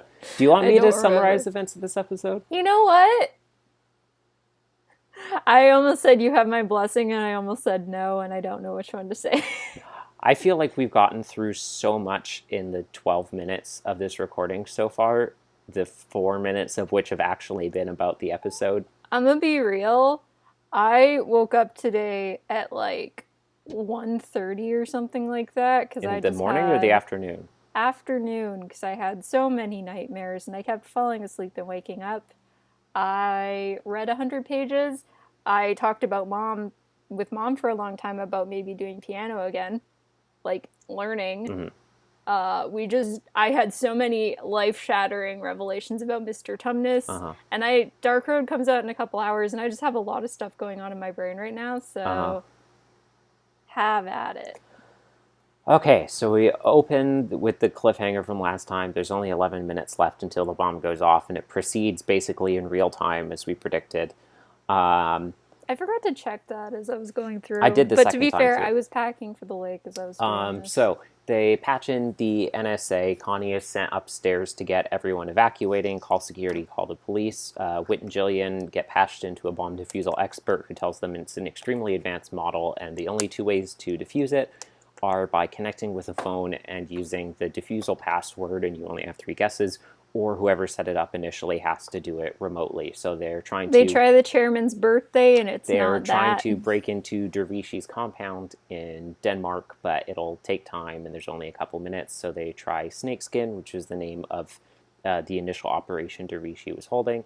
They find out from a former employee of his who is currently in prison that typically he'll use the name of the town where the operation is located as a password. Which I love the sick, twisted irony in that. So they use Odyssey, and that doesn't work, and so they only have one guest left, and so they're waiting and fretting. Connie goes upstairs. She bursts through a door, and she runs into Dr. Rusk talking to Sky in a stairwell, and she yells at him to get back to help Jason, and also, like, don't trust Sky, she's bad.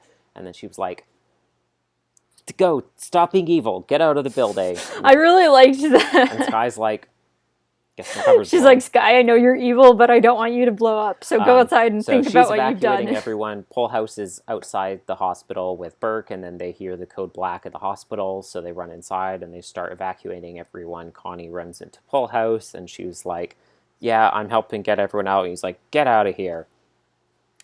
Get out of here. And she's like, Whit and Jillian are working on defusing the bomb. And he was like, blah, blah, blah, blah.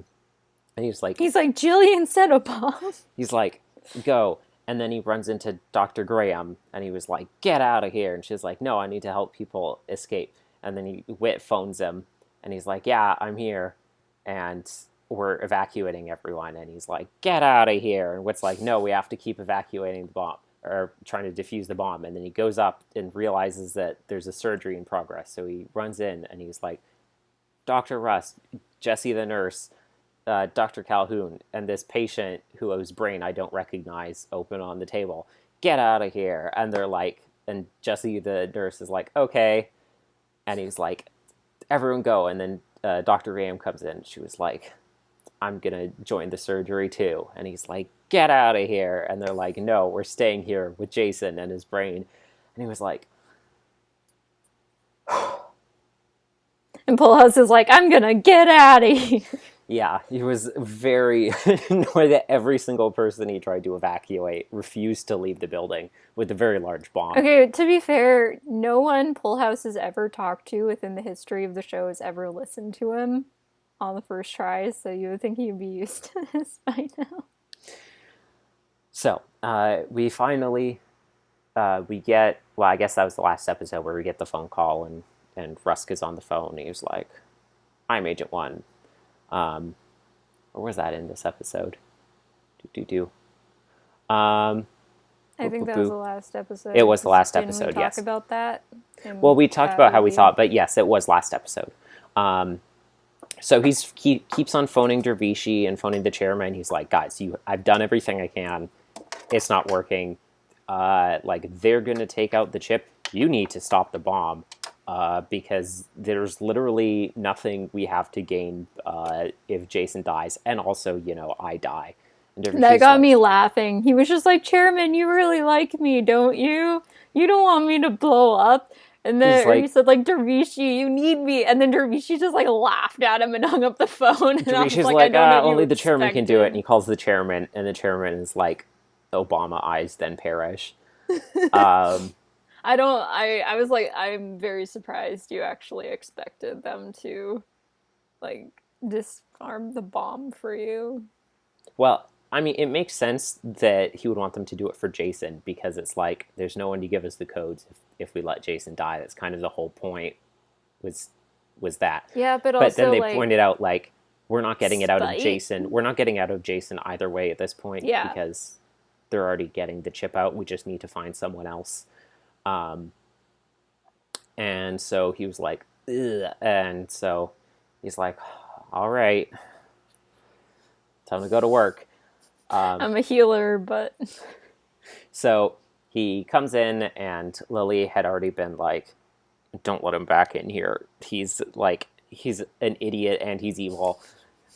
He's the worst thing to have in a open brain surgery, an evil idiot. So they get the chip out, and then Russ comes back in, and he was like, I'll take care of it. And they're like, no, we got it. And he was like, call an ambulance.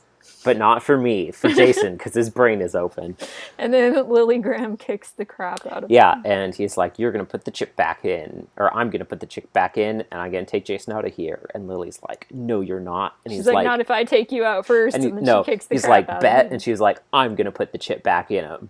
And he was like, what? And she's like, you can't do surgery and hold a gun to us at the same time. He's like, that's true. And so she comes over. I was laughing the whole time. I was like, Roscoe's an idiot. She comes over, and then it literally sounded, you like hear him get stabbed, and I thought she just stabbed him with the scalpel. I was like sitting there, and I was like, Lily Graham, wanted war criminal, just murdered a man in cold blood. She like comes over and you hear the stabbing noise, and he's like, oh, and she's like, it's anesthetic. And I was like, oh, I thought she just like gutted him. I thought she just like killed him. Yeah, so she jabs him, he hits the deck, and she's like, okay, time to close Jason up. And Calhoun, she looks at Joseph, she's like, you didn't see anything. Joseph is like, you can operate with me anytime, which the second time through, I was like, that's probably supposed to be a Top Gun reference. Which I think it was a Top Gun reference. I did not pick up on the first time. For sure, I did. I also like to think he partially said that out of fear and awe. A combination of fear and awe. I was feeling the same thing. So he's good. At this point, the bomb is already defused, because suddenly they're like, wait a minute, the other word that Skye wrote down, it's just like Devin said before. We shouldn't have assumed that other word that hasn't been used yet is just another sub we don't know about. Maybe it is important directly right now. And it was the password. It was a city, but not this city. It's Helsinki. They defused the bomb with about 60 seconds left on the clock. Maybe that was just like she was talking to her travel advisor on the phone. And they were like, you can go on vacation to Helsinki. That's and she's like, yeah. So they get that done. Everyone is like getting out of the hospital. Sky is like rushing out of there. Polehouse stops her and does like a little playful arrest It with was her. cute. I thought it was funny. He's like, I was been thinking about us, and she's like, "Are you kidding me right now? The building's about to explode." He's like, "I've been thinking about like places we can like spend time together and like how we can get to know each other better." She's like, "This is not a good time." He's like, like jail, and she's like, "What?" And he's like, "You're under arrest." It's funny because It like was so good. He spent the entire time he was evacuating planning on what he was gonna say. he It was so smooth. already, like, or she already knew that her cover was blown, at least to Connie. So at first, when I was remembering it, I was like, why was she even trying that? But then the second time through, I was like, I mean, she didn't have anything to lose at that point, right? Like, she was Yeah, like, you know, I might as well try and hope that Polehouse doesn't know. Because that's what I he figured. didn't an hour ago when he helped me put the suitcase in my car. Yeah, that's what I was thinking. So, Like everyone, as far as she knew, everyone but House could have known. yeah, So no harm in trying. exactly. Like, he had already caught her. She had nothing to lose, literally. Yeah. So they get her. Dervishi's compound gets busted into, and he's on the phone with the chairman. And the chairman's like, "Bye, Felicia," and he gets taken. Man, that's exactly what the chairman It is, and said. then he sent all the emojis of like kissy marks and stuff, Yeah. and waving hands. Dervishi Felicia, that's his full name. Yeah, bye, Dervisha. By Dervisha. Um, and then Jillian is talking to Jason and Connie and Whit, and she was like, "Turns out we didn't even find out about top cheese until now. Some guy called the chairman," and they're like, "That's all we have. It's just a gasp, but we won't comment anymore on it." I don't even remember the gasp. I was like, Connie and is Whit both anyone gonna gasped when she say said the anything? chairman, which I thought was a recognition gasp, but I guess not. They're just like, he doesn't have a real name. And His first name is the. apparently they're theorizing that he is like a super high ranking official at the Pentagon, is who the chairman is, which is interesting. And she's like, all my stuff should be sorted out fine eventually to like get back to work, but in the meantime, For now, I'm on vacay. I'm on vacay, and either way, this is still an ongoing thing. We haven't got the chairman yet, so I gotta stay here anyways. Gotta keep my cover up. And then Polehouse comes in, and she was like, I was choking on a ice cube, and they saved And that's me with a why I was in hairdryer. emergency. And he's just like, ice cubes melt. And she's like, I saved my own life. And I was laughing really hard. I love her so much. I'm glad that, like, ditzy Jillian is not gone forever. I like both aspects of like, one, if you were choking on an ice cube, you couldn't just wait for it to melt. Yeah, exactly. Like, also- choking on an ice cube is possible. Also, if you had a full airway obstruction, you probably wouldn't be able to get to the ER unless you were already at the hospital. I was choking, and so I got in my car, and I started driving, and then I parked, and then I paid for my parking, and then...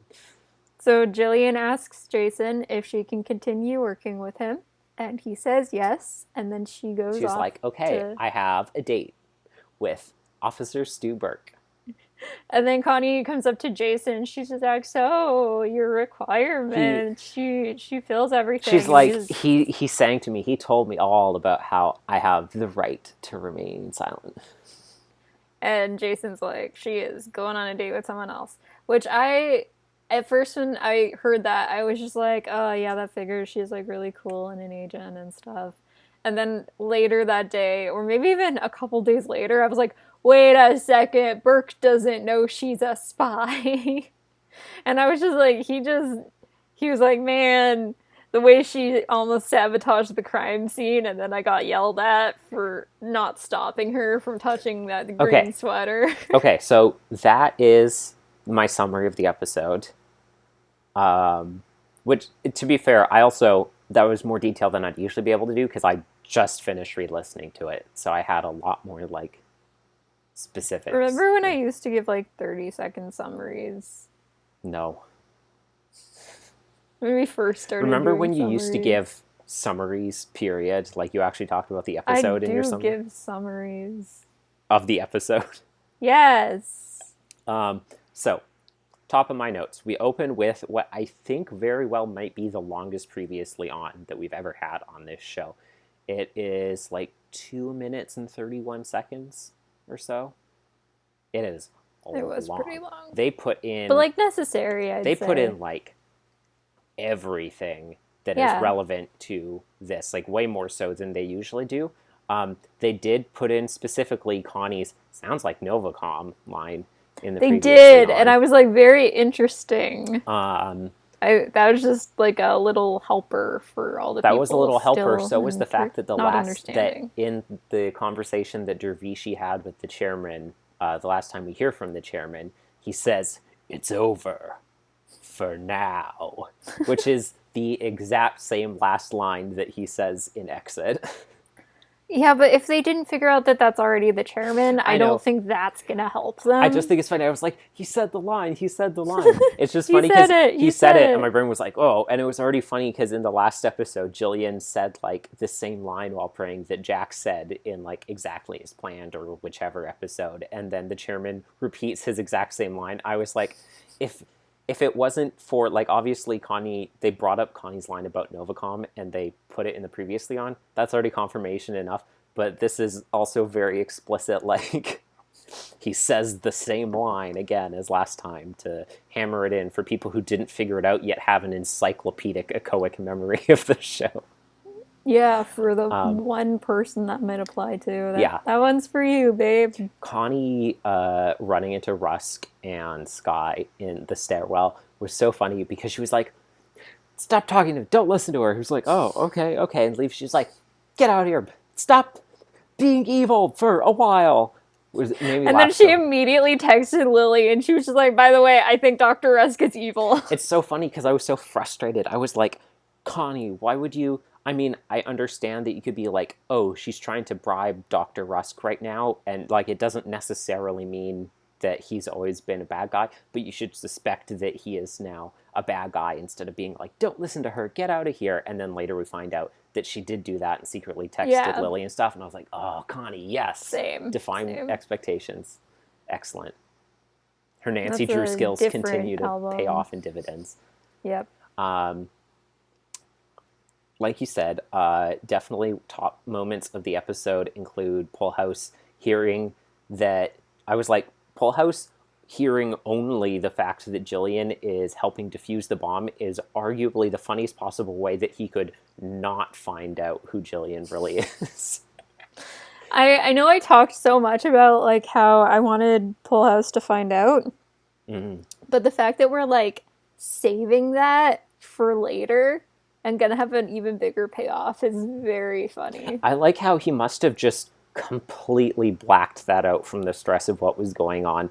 Because then later he was like, what were you even doing at the hospital? And she was like, I was choking on an ice cube. They saved my life with a hairdryer. And he was like, he never brings up, like, why were you defusing the bomb with wit? Like, I assume he completely blacked it out because of everything that was happening. That's fair. I was really glad that Lily stepped in to help with the surgery because I was like, this is largely your fault, Dr. Graham. So I really feel this is you making up for your past You definitely, like, you're not a brain surgeon, but you definitely should be one of the people stuck in here while the bomb is still counting down.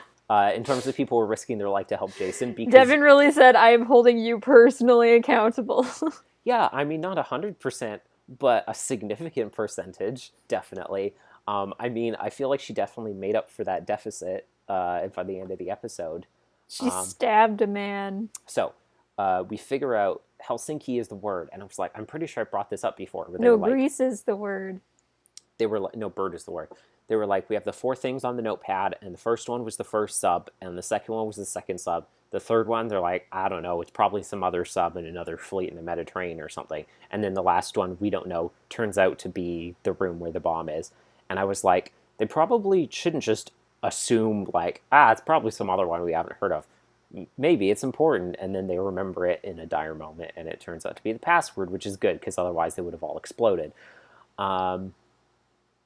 And yeah, then Lily stabs Rusk, and it sounded like she gutted him like a pig, and I was like, it was like, it was awesome finding out like, oh, Connie did figure it out, and then she warned Lily, and then she was like being secret about it the whole time, and then she had the needle in her pocket and jabbed him. Oh, that was cool. And then we find out the chairman maybe works at the Pentagon. Maybe he is the general who had the other codes. And I was like, I didn't realize until Paul House talks to Jillian at the end that he still didn't know. I guess because that happened and other things were happening. And so when she puts her cover back on in front of him, I was like, he doesn't know. Like he never asked the questions about what Connie said, and then he forgot about it. And that's amazing. I was like, she put back the voice, and I was just like, Jillian Marshall is such an icon. And then we find out that Jillian is going out with Officer Stuart Burke. What? Why? Do you think they're just gonna stop that like off camera, or is that like gonna be a thing? I'm gonna assume it's like a one-off thing because she was like, Jason doesn't like me, I'll go. I mean, it is, I understand that they have a lot of similarities when she's undercover, but I'm surprised that real life Jillian is like, yeah, Burke's the kind of guy I can get into. She could be making He's Jason non-threatening. jealous. She could be doing it to make Jason jealous. She very well could be trying to make Jason jealous. I feel like there's I could see her doing that. Probably better picks that she could do to make Jason jealous than Burke. But who, I should know this because I've heard the episode so many times. Do you remember who the one to originally suggest Jason and Jillian should be a couple was in like Nightmares by Constance? No. I wish I no idea.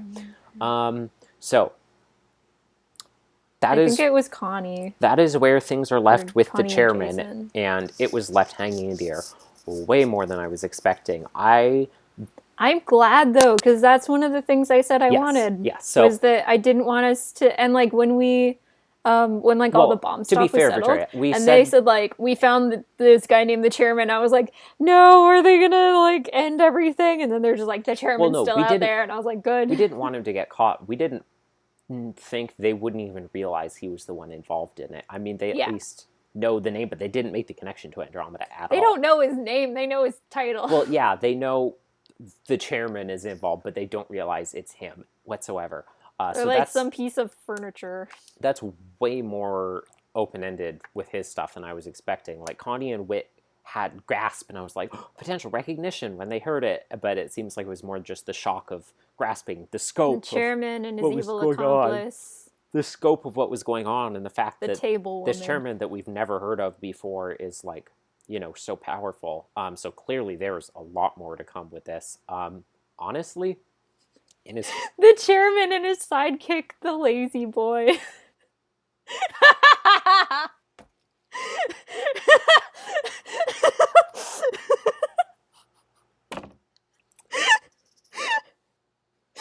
That's really good.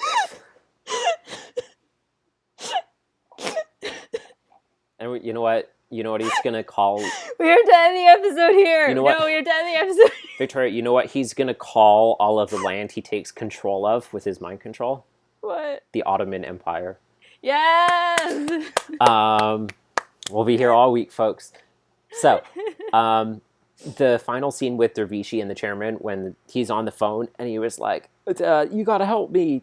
I'll do anything," and he was like, "You're not going to do anything." He was like, "You gotta help me or I'll tell them anything." He's like, "No, you won't. You don't know anything." I absolutely thought that the chairman was gonna like explode Dervishi's brain with a chip, Suicide Squad style. I thought he was gonna send some people to like run into the room before the other guys got there to like Dervishi? shoot him or something. Yeah, that would make sense. No, I was like, Dervishi probably also has a chip in his brain. He doesn't know about it. I did wonder if he had a chip in his brain, and it would also just it still might be possible, like but scanners him like. Yeah, like he could still do that. So from within prison, I mean, I think he just doesn't know really much about the chairman anyways, but he knows probably still at least some stuff enough to be damaging to him. So it's entirely possible. We already broach the idea that Skye could possibly Exactly, have yeah. a chip in her brain. So like it wouldn't surprise me if like a bunch of people had one without Yeah. realizing it necessarily. Exactly. They could take him to prison and he could be alive, but he could basically just like wipe his memories He could from just the be like inside. brain dead in Yeah, prison. like Basically. literally, that's what I was expecting was Like him to be on the phone and then all of the sudden, I was gonna say like Monica's brother, but he's not. He's just in a wheelchair. yeah. I was thinking of Banana Fish. Spoilers for everyone who hasn't seen No, it. it's in the first episode. It's in the first couple minutes of the first episode. Someone gets their brain melted with an implanted microchip. Yeah. Someone named Jason. Anyways, I was expecting to literally be on the phone and then suddenly to like drop it where he just literally like goes comatose like that. Like I said, like Suicide Squad, not like physically exploding his head, but that he would just like basically electrocute him to death. I from think the they inside do explode in that moment. Suicide Squad. No, that's what I'm saying. Not an explosion Yeah. like Suicide Squad, Oh, but like I thought you. Okay, yeah. figuratively explode his brain Yeah. in the style like to Suicide Squad. I never think of Suicide Squad when I think of brains exploding because They think of there's that clip from Scanners that I've seen gifs of. I was gonna say Kingsman. Oh yeah, Kingsman is another good example. You've seen the gif from Scanners, right? No, I don't know what you're talking about. Google Well, Scanners. I'll do it later, but Brain explode. I don't want to look at it 'cause it's gross. well, I mean, my point is, it's Suicide Squad like because he's using the chip as like a bargaining tool, where he's like, "You're gonna do what I want you to, otherwise I'll explode." Yeah, you." it's more like he has the Death Note or something like that. People are just going to start dropping from nearly unknowable causes. So yeah, all of the moral terrors that Dr. Lily Graham committed, I feel like she has absolved those completely now after her literal backstab of Dervishi. So she's completely redeemed. I realized while re-listening to it, so by the beginning of this episode, the NSA knows like what's going on. They know exactly like which launch code is being targeted right now for which missile on which sub, because even Wit knows like the first 6 characters or whatever of it. Everyone knows it now. Can't they just like change the launch code right now? And then I did think about that because you know like all the hullabaloo with everything in the US right now. yeah. So like I found out because of that Mm-hmm. that like when they have important codes, they usually change them extremely frequently. Yes. So I was surprised that like these codes. That's why I was surprised that change, like, Jason every had day. a still active copy of the codes Yeah. that were valid. Because I think I found out that the U.S. nukes launch codes or whatever change every single day. Yeah. Yeah. So it's weird that these don't change. That's like, why I maybe was not like, every single day, but like almost every day. yeah, I was like, even if they're static or for a longer period they're static, it's like, I assume normally there's probably a lot of paperwork that would go into an unscheduled reprogramming of the launch codes. And admittedly, if you're suddenly like, we have to change them right now, we have 5 minutes, that kind of panic introduces like you'd need to authorize the system and do stuff like this to make those changes, and it'd be in a panic. Everyone's doing things so fast, that would be a good place for a ne'er-do-well to be able to like get into the system and launch them in the progress of that happening. That being said, you'd think they would have been like, hey, let's change the codes, and then Jason won't know a currently active launch code, and we don't have to worry about him getting the chip removed from his brain right now while he's in a hospital that's about to explode. It's fine. But no. I do believe, because I realized also on re-listen, like, we never found out any more about Skye's reason for being tied up in all of this. There's a lot of stuff that wasn't resolved that I think they're gonna discuss in the future. I do believe that we're gonna learn about Skye's involvement, because I'd say my original theory, the way I explained it, it holds like a little bit less water just based on how she acted. Like some of my more theoretical things about like, is she being blackmailed, or should she get into it and then she's in too deep and now she like has to keep on doing it, stuff like that. Is it like financial coercion?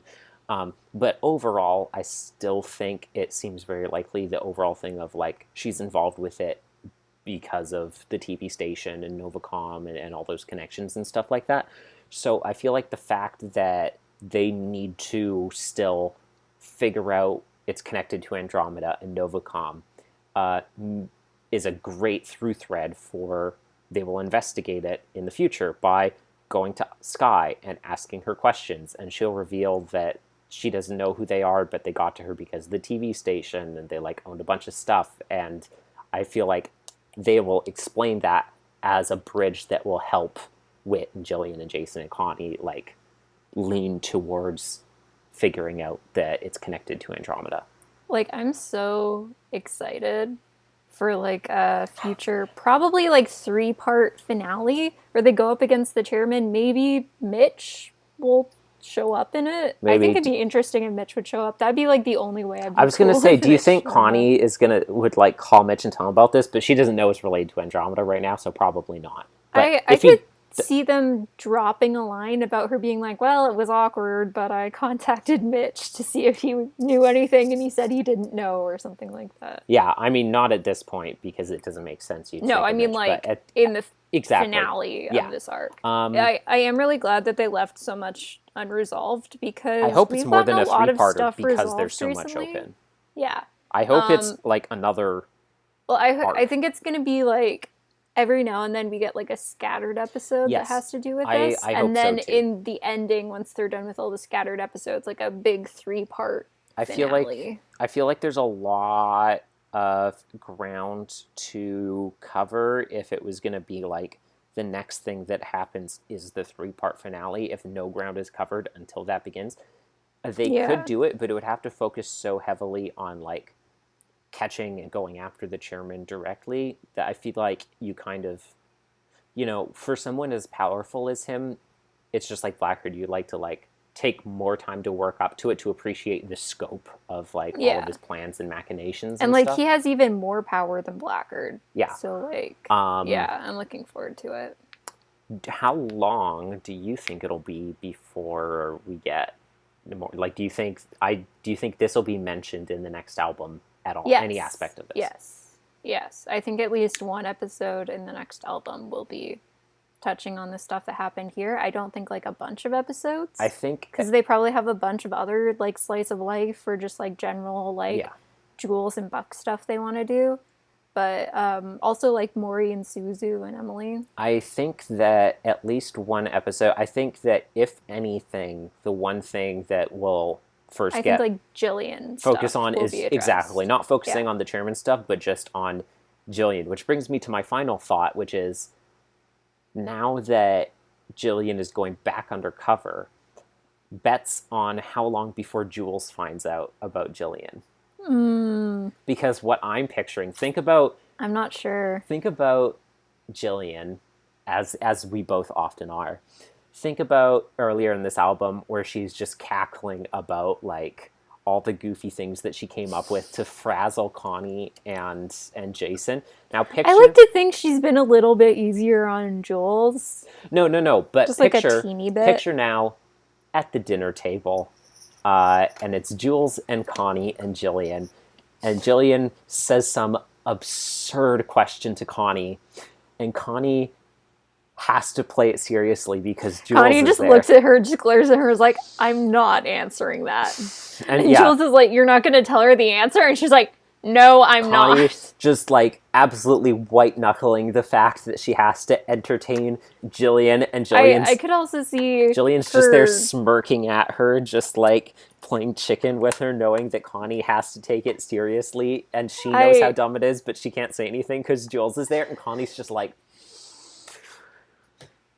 I could very yes, Jillian, easily I guess see, an like, egg is a vegetable. Jillian just like getting into something really dumb with Connie, and then Connie starting to answer it and being like 5 minutes into answering and pausing and being like, wait a second, why am I doing this? I don't need to You already know the answer. And then That's good. That's Jillian good. like laughs at her and walks away. She's just so conditioned She's like, to it. She's like, do no, I? And then she walks away. wait a minute. I think that one's the most Or likely. Jillian does some like annoying housemate thing. She like borrows something without asking or something like that. And Jules and Connie are home, and Connie's like, "Hey, where's my this?" Or like, "Did Jillian do this?" And Jules is like, "Yeah, Jillian said she needed it for blah blah blah." And Connie's like, ugh, because she knows that Jillian did the thing, and that's not why she did it, but she can just use whatever excuses she wants because she has to stay in her cover. And Connie's just like, oh. I feel like that will break it before Connie accidentally spills the beans to Jules, and that is such a comedic idea to me. There's so much potential in there. I hope next album I think Connie will snap and let Jules know. I feel accidentally. like Jules will be the next person in Odyssey to find out, or she'll just figure it out. Jules is very smart. Yeah, Jules and or Buck. So like of the. But as I was saying before, I'm really glad that we have this storyline, because now we have more storylines going on. I'm hoping that, like, Jason and Jillian, once they start dating, they don't immediately go, like, into planning wedding kind of stuff, engagement, because a lot of couples in Odyssey do that. Really quick, yeah. I know it's because, like, so many couples in the series are just, like, really slow burn, so once they're finally together, they're just like, let's just cut to the chase. But, like, considering the last one was... To be fair, that's also just what a lot of young Christian couples are like in real life. That's true. But, like, considering that, like, the last couple was Penny and Wooten, in which Penny did not even know there was anything going on until they were already engaged. Yeah. I'm hoping that, like, Jillian and Jason actually do have, like, a prolonged dating time period. Yeah. Especially since... I want Jason to just be secure in the relationship before the topic of marriage gets broached. I don't want him to immediately be like, let's get married before you can take it back or something like that. But I'm still banking on surprise Tasha's officiating our wedding. Same. I still want there to be like, once they do get married, I want it to be the most like insane wedding multi-parter we've ever had, which is saying a lot. No, actually, I want it to be the most mundane, uneventful. Nobody gets poisoned or kidnapped or, like, lost on top of a mountain. But, like, Jason causes all the problems. Or electrocuted. I want Jason to be so insecure when it comes to his marriage. Or like, attacked by a swan. He actually is on the altar, and Jillian also is, and they both say, I do. That he's just like, oh, this is actually happening now. I just want Jason to know that he's loved. He finally finds someone he likes who meets all of his criteria, and she's going out with an idiot. I can't believe this. I think I'm more mad about this than Jason is. Yeah, I know. He did sound disappointed, and like he was disappointed, and I was disappointed just like, and get like your girl. A little bit disgusted. Where he's like, it's going out with Officer Burke. He's like, of all the people I could have lost her to. It's funny because when I was re-listening earlier today, I want to say it was in part 2 when Jillian found the hoodie in the dumpster, and she did have some line, or she or Polehouse had some line about something that like Jillian and Burke had in common. But obviously it's not the real Jillian. And she did comment on his color was like more of a harvest orange or something like that. So she has been paying attention to his color palette. I'll say that. But like, I imagine Officer Burke. I don't know if he has a character design. I'm hoping not. As I say this, I can imagine him as just being like very cute, and he's very sweet. But, like, even without knowing all the spy stuff, if you told me before this album came out, like, Burke and Jillian, I'd be like, heck no, she's way too good for him. I understand if Jillian is a morosexual, but, like, come on. I mean, he's a himbo, I guess, but, like... I can't imagine him being buff, in all honesty. He's fit in that, like, that's part of the job. He needs to have a certain level of physical fitness. I imagine he's, I don't know, he's like Twiggy. Yes. Not like Eugene Twiggy, but definitely Twiggy. Yeah, he's not like stacked. He's a twig. He could be, and it would be very funny if he was. If he is, then he's just I will give you jacked up. He just looks like Kronk. This whole time, but he sounds like Marshall. No offense to our dear Marshall Younger, but it would be incredibly funny if this whole time it's like, Oh no, he's like 300 pounds of pure beef. That Drew Gooden quote or whatever that have like Jason saying it. It's just like, how could I compare to him? It's like, she wants Mermaid Man and I'm just Barnacle Boy. Oh, it was I a good the finale. lazy boy thing I said earlier might be one of the funniest things I've ever said. Like, I'm actually in mourning ever since I said that because I don't know It's all next time downhill I'm from gonna here. say something that's funny. So like, I'm really upset right It was now. very good. I'm emotionally distraught because I'm too hilarious for my own good. Those are all of my thoughts specifically to the finale episode. Um, That and the Mr. Tumnus thing I sent you over Skype earlier are the funniest things I've said today, and they've happened within like the last hour. So I'm oh, just really peaking tonight. It's because I'm so tired. the da, da, da, da, da. I liked the pacing of the episode in that we had the bomb countdown was real time and it was like 11 minutes, so it gave us like exactly half the episode pre-bomb and half of it post-bomb. So we had half of the episode to really tightly cut between basically the three locations of Pole House running around trying to evacuate the hospital, the surgical suite, and the bomb room in the basement. And then once things are diffused, then basically all we have to wrap up is like, I mean, there's a couple scenes, but mostly just focused on Jason in the operating room, and then from there, falling action of Dervishi getting taken and wrap up with all the main characters at wit's end. Excuse me. So This yeah, episode was really good. it felt very well paced for the amount of stuff that happened on it. Mm-hmm. Like exceptionally well paced. For I mean, it is difficult to do that well with this kind of episode where you're finaleing something really exciting and you have a lot of things happening simultaneously. And at the same time, you need to leave enough like loose ends. Exactly. Yet You need leave to like enough closure for everyone who you need to is build up a in the lot of episode. tension and then give enough time for like the come down from the tension, but then like you need the falling action and the conclusion to all have an appropriate amount of time relative to the episode specifically, but also relative to the plot satisfaction of like the entire arc as a whole. Mm-hmm. Um, Also, this episode we already said a couple times had some really funny moments, yeah, which like extremely funny moments, which was really nice because this episode was very tense in a yeah, couple it did a places. really good job with that.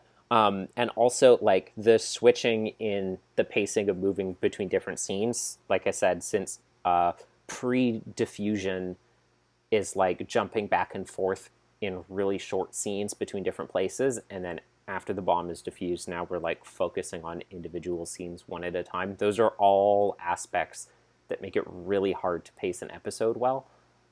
So given all of those considerations, the fact that it was done super well is an amazing hats off to Kathy's writing skills for this whole arc and for this episode. And I feel like lots of like kind of multi-part stories like this that are very like actiony, adventure-y Mm-hmm. aren't usually given to Kathy most of the time. That's why I was so surprised. Like I heard the Yeah. first episode was Kathy. I was like, she did a great job on this. I assumed it Mm-hmm. was going to be switching off between a couple different writers throughout this. Yeah. You know, obviously, like Novacom was a collaboration of everyone, and Paul kind of like organized it overall. I was really Mm-hmm. surprised once I realized, like, oh, Kathy wrote this entire album just It her. was this album was fantastic. This is one of the best albums that we've ever had before. I honestly would agree with done that. done so well. The pacing. And I remember we were getting nervous in the middle of it because we were like, where is this going? It was done so well, and I am floored by how well it was put together. And like you said, a absolutely fantastic like action story plotted out over 6 episodes, very well paced and lots of really good tension and character moments. Mm-hmm. And I feel like compared to other ones that we've had on the same scope, especially this one, unlike Compared to like Green Ring or like I was gonna say Labyrinth or something like that. compared to Blackguard or Green Ring or Novacom, I'm just realizing now, not only was there not a plot line focused on it, we didn't even hear from a single kid character in the entire 6 episodes, like not a single line from any children. in all Huh. of these episodes. I guess that's true. And despite that, despite the fact that it was entirely adult focused, there was a lot of really funny moments that happened, There were. and like burgeoning romance plot, and all of that happening on top of everything else in that amount of time is honestly something I would only expect from Kathy to be able to put together in that This space. album But was very it's still impressive. like beyond what I would have hoped One more for. round It's of applause. very good. Absolutely 5 out of 5 for the whole album, and for 5 out of 5. last Easy 2 5 out of 5. episodes. Should we move For on to all the the whole, episodes in the should we move on album. to the whole album discussion? Yes. Okay, let's switch. Jillian. Let's switch Yep. over recordings right now. Okay, so overall album thoughts. Everything's fresh in my mind because I re-listened to the whole thing in the last couple hours. And I re-listened to the first 2 episodes this morning as I was helping Mom put books together. Okay, we start off with Morning. This episode does not have a parental warning, nor does anything in this album, which is wild in retrospect. A bomb nearly took out the hospital while Jason was undergoing open brain surgery, and they did not put a parental warning. You know what? Yeah, you're right. I never thought about that. They literally were launching conventional warhead missiles on like foreign countries and like nothing. That's crazy. I feel like we've had a lot of warnings for a lot less than what happened over the scope of this album. So we start off with the break-in at the antique store. It appears that the alarm system was never set at Triple J's before the break-in, and Jason's like, oh, that's because Jillian closed up last night. So I'm curious if Jillian did that on purpose in order to bait Agent 1, which would mean that she knew someone was coming after Jason today specifically. Because I was like, that makes sense, because her phone call was like, everything's going according to plan. But no, that's not what she said. She said, I have everything under control. So it's unclear if she knew that they were making a move today. Yeah, the chairman is the one who said everything's going according to plan. Or Dervishi is the one who said that. Well, I just remember because we were like, Jillian said this on the phone. Does that mean that like she planned on this to happen, or like just that she's accounting for it? So I thought that's what she said. But no, she was just like, I have everything under control. So who's one again? Is it Rusk or Dervishi? Rusk. Okay. One is Rusk, Cobra Orange is Sky. Dervishi doesn't have a special title. How do you spell Dervishi? I looked it up because it is an actual name. It's like you would imagine, it's Dervishi. Okay. Is it like Russian? Well, he's from Denmark, they said, so I assume it's Danish. Okay. Alexander was his first name, which I forgot until the last episode. Probably with a K. Maybe. I mean, that would be more Cyrillic, but possibly. Yeah, so I'm curious if Jillian knew that something was happening today specifically, and she purposefully didn't set the alarm, because otherwise I don't know why she would have like neglected to do that. So yeah, as you pointed out, very interesting re-listening to the first 2 episodes, mostly because of paying attention more so to everything Jillian does. So Jillian being, when Jason's like, I'm going to go to the thing after the break-in, and Jillian's like, I want to go with you. Yeah, she's and Jason's like, no, you don't. She's like, yes, I do. Yeah. She tried to convince Jason to let her tag along on his ride to Connellsville. She was trying to protect him while he was in transit because she knew or suspected that he was going to be abducted along the way. And then she had to pivot instead to track him down. As the car crash happened, I was thinking, and like, I don't know if Jillian could have prevented that. Yeah. Well, if like, it sounds like Jason was trying to avoid the car, and he no, didn't, I mean, so like, I don't know if Jillian would be able if they were both there when the ambulance showed up, it would have been harder to knock out both of them and stuff. I guess that's true. Like, but like, it would have been really bad if both of them were captured. It would have been very bad, yes. So I think like things worked out. I guess Whit and Polehouse still would have gotten there like 20 minutes later. Jillian would have freed herself. Could you imagine? Well, I guess that still wouldn't blow Jillian's cover. It would be interesting because honestly, past Jillian, I could totally see her knowing like lock-picking skills or like being able to free herself. Yeah, she's the wild card. Yeah. Imagine though, like, because if Jillian did get taken with Liam They get Neeson taken to Liam with Neeson. Liam Neeson with Jason because she went in the car with him, and they were both tied up. The chairman already knew at this point. We know from the end of Afternoon, he already knew who she was. Do you think they just like leave her unconscious? No, Like in I'm the just middle of saying the when they're road? tied up, he would address both of them, and that would be how Jason Oh, learns yeah. about her, which would be great. And then, I mean, I guess she'd still put on an act once House arrives, because she has a reason to be there tied up with Jason, because they kidnapped Jason and she was with him. So he wouldn't necessarily have found out that way. Anyway, so yeah, Jillian tried to tag along with Jason, which I thought was maybe the most interesting revelation about the first episode, going back into that again. Also, another moment that stuck out to me was when they were on the phone with Jason. That's the next thing I was going to say. And then she came in and they were just like, "Aren't you supposed to be at the shop?" And she was like, "No, it's fine." It's like she prioritized like checking in on Jason over opening the shop back up. Uh-huh. Which And I would have done the same thing in her place. the thing I was going to say about that same conversation, Whit's on the phone with Jason after the crash, and he's like, "I can come pick you up." And Jason's like, "No, no, no, I'm fine." And Jillian interjected. She's like, "You should definitely go get him." Yeah, She said yeah, it, I like, noticed that too. She said it just a little bit forcefully, where I was Yep. like, "Oh, also Yep. interesting." She was like, "I don't trust this shady guy who hit Jason's car. He is definitely trying to kidnap him." because she already knew she tried to go with him in the first place, and then Yeah, so she's like, exactly. "Wait, you should definitely go collect him because he's about to get taken." because she was like, "If I go, it's going to be suspicious. So like, Whit can go get him." I can't. Just so many Jillian things. I can't wait to re-listen to every single episode that she's been in now. It's like re-listening to all the Wellington episodes, except for like so much more meaningful because there's more episodes and there's actually like a big story arc, and I don't have that with Wellington. Yeah, there's a big perception shift and everything. Yeah. It's like rewatching Yuri on Ice. What was the other thing you compared to? Oh, it was What We Do in the Shadows. Yeah, which Guillermo and Yuri. You were correct about that. Well, I didn't. Or that was a tweet that you. It was my friend's saw. tweet. Yeah. Yeah.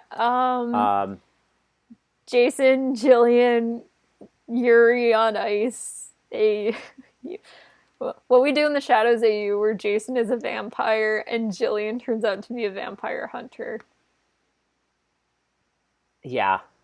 Yeah. I literally compared her to Guillermo in the after the second episode. Yeah, because I was like, after she's like, "Oh yeah, I protected you from like all these bombings, all these appointments where someone was going to kidnap you, and this one piece of mail that had like anthrax in it and stuff like that." And I was like, it's literally like when the Vampire Council was sending assassins after them. Can we do that one like Guillermo Nandor fight scene from the season? I think we also 3 talked finale. about that. Yeah, but with Jason and Jillian, where Jason's like getting all up in her business, and then she's just like, "The only reason you live is because I let you live." Like, Victoria, we literally said that. Oh, I know, but I'm thinking about it again. It's so good. Okay, Afternoon. The guy who questioned Jason over the phone when he was in the cabin is definitely the chairman. Yeah. Which I thought was interesting. So did I. I'm surprised he put himself out there like that. I thought the first time listening to it, I was like, it's not worth trying to figure it out yet because this person's using a voice modulator.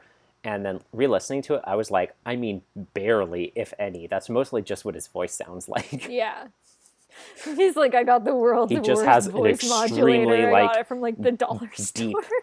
Deep, monotone, scary Even though voice. I work at the Pentagon, I got this cheap, bad voice modulator. Yeah. I got it from work because I actually work at the Hexagon, which is the dollar store knockoff of the Pentagon. With Lazy Boy. The idea that Whit believes that the break-in at Jason's store is unrelated to him being kidnapped on the exact same morning is beyond dubious to me. Yeah. There's no way Whit would be that short-sighted. Maybe Whit has a chip in his head too. That explains a lot of his behavior over the past years. I imagine that he knew it and he just wasn't saying anything to House, which would be a little odd, but it makes more sense than the idea of being like, yeah, this is probably unrelated. I mean, sure, Jason was kidnapped in what was clearly an incredibly coordinated and pre-planned attack because they had like an ambulance and everything like that on standby, and like all of this like money and planning went into it. But I'm sure the fact that 1 hour before it happened, his shop got broken into by someone who had already cased the joint, spray painted over the windows, is completely unrelated. A coincidence. The thing that Whit believes in the most. I think I already mentioned this back when we reviewed the second episode, but once again, I absolutely love Jillian's kind of like totally spies Elle Woods way of like keeping her cover identity while solving the case by being like, oh, look at that suitcase. I remember what it looks like. It's this person who's the bad guy. Look at this green sweater. Oh, it's look so at it. Beautiful, other than the fact that it has blood on it. That's kind of tacky. Yeah, the fact that she is like, I'm going to look in the dumpster because it reminds me of this animated film about a bunch of dogs that were living in a dumpster. And, ooh, it's green. Oh, but it has blood on it, by the way, if you hadn't noticed. It has Dawn. blood on it. Gross. And then when she like... John... and Jillian is like John Mulaney. It's like, oh, there's blood over here. Gross. Clean it up. Yeah. And also, like, when she finds Jason because she spies on, you know, what Paul House and Whit have already figured out, by just, like, bursting in the office and being like, ooh, what'd you guys figure out? What, Dawn, what'd you guys figure out so far? And he's like, get out of here, Jillian. And she was like, okay, bye. She's like, I'm just going to take a selfie right in front of the map. Okay, bye. It's very, like, Agent Carter, the way that she, like, uses that and their underestimations of her to do that. I've done that before when I want to take a picture of something, like, in front of me or behind me. I just, like, pretend to, like, fix my hair. And then I take a picture. Have you ever done that before? No, I'm not a creepster who takes secret photos. The one time, okay, times I've done this. One, I was at UBC, and I was at the a cafe in Buchanan, and I didn't want to come off as like a tourist because it was like I think my first year there. You know what? And I they will were give like, that to you. You know, like the little fountain area, like I would sit and read a bunch. They were like filming something there, and I wanted to like send a picture to you guys and be like, look, they're filming. But I was like, oh, I don't want to come off as a lame tourist. So I was like, I'm just going to pretend to fix my hair while I take a picture of them filming. Other times I have done this are when I am walking somewhere completely by myself and I think I hear something behind me and I want to make sure there's no one following me. So I feel like I'm valid for all the times I've done this. Yeah, okay, I'll grant that. Yeah. I've never done it to randomly take pictures of strangers. Okay. I love how well this arc pulled off having a completely unique musical theme.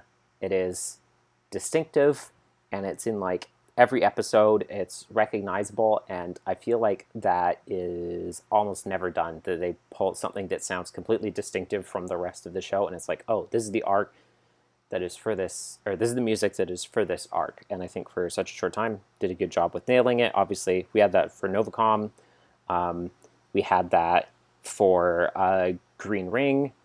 I mean, it's not an arc per se, but I mean, Prisoners of Fear has like an extremely distinctive like theme to it that is like only used in things when they're dealing with the Ashantis. I am going to be honest, I wasn't really paying attention to the music in this album. Ba-da-da-da-da-da. Oh, yeah. Yeah. And then the end of this episode, the scene with Dervishi and the chairman, Kathy just nailed the execution of the cliffhanger at the end of that episode. Very good. It was like perfectly cliffhangered.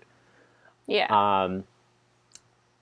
Okay, so episode 3, which you have not re-listened to, Evening, only one thing I had to say about this episode on the re-listen, completely forgot about it, and I'm very curious if it's going to come up in the future.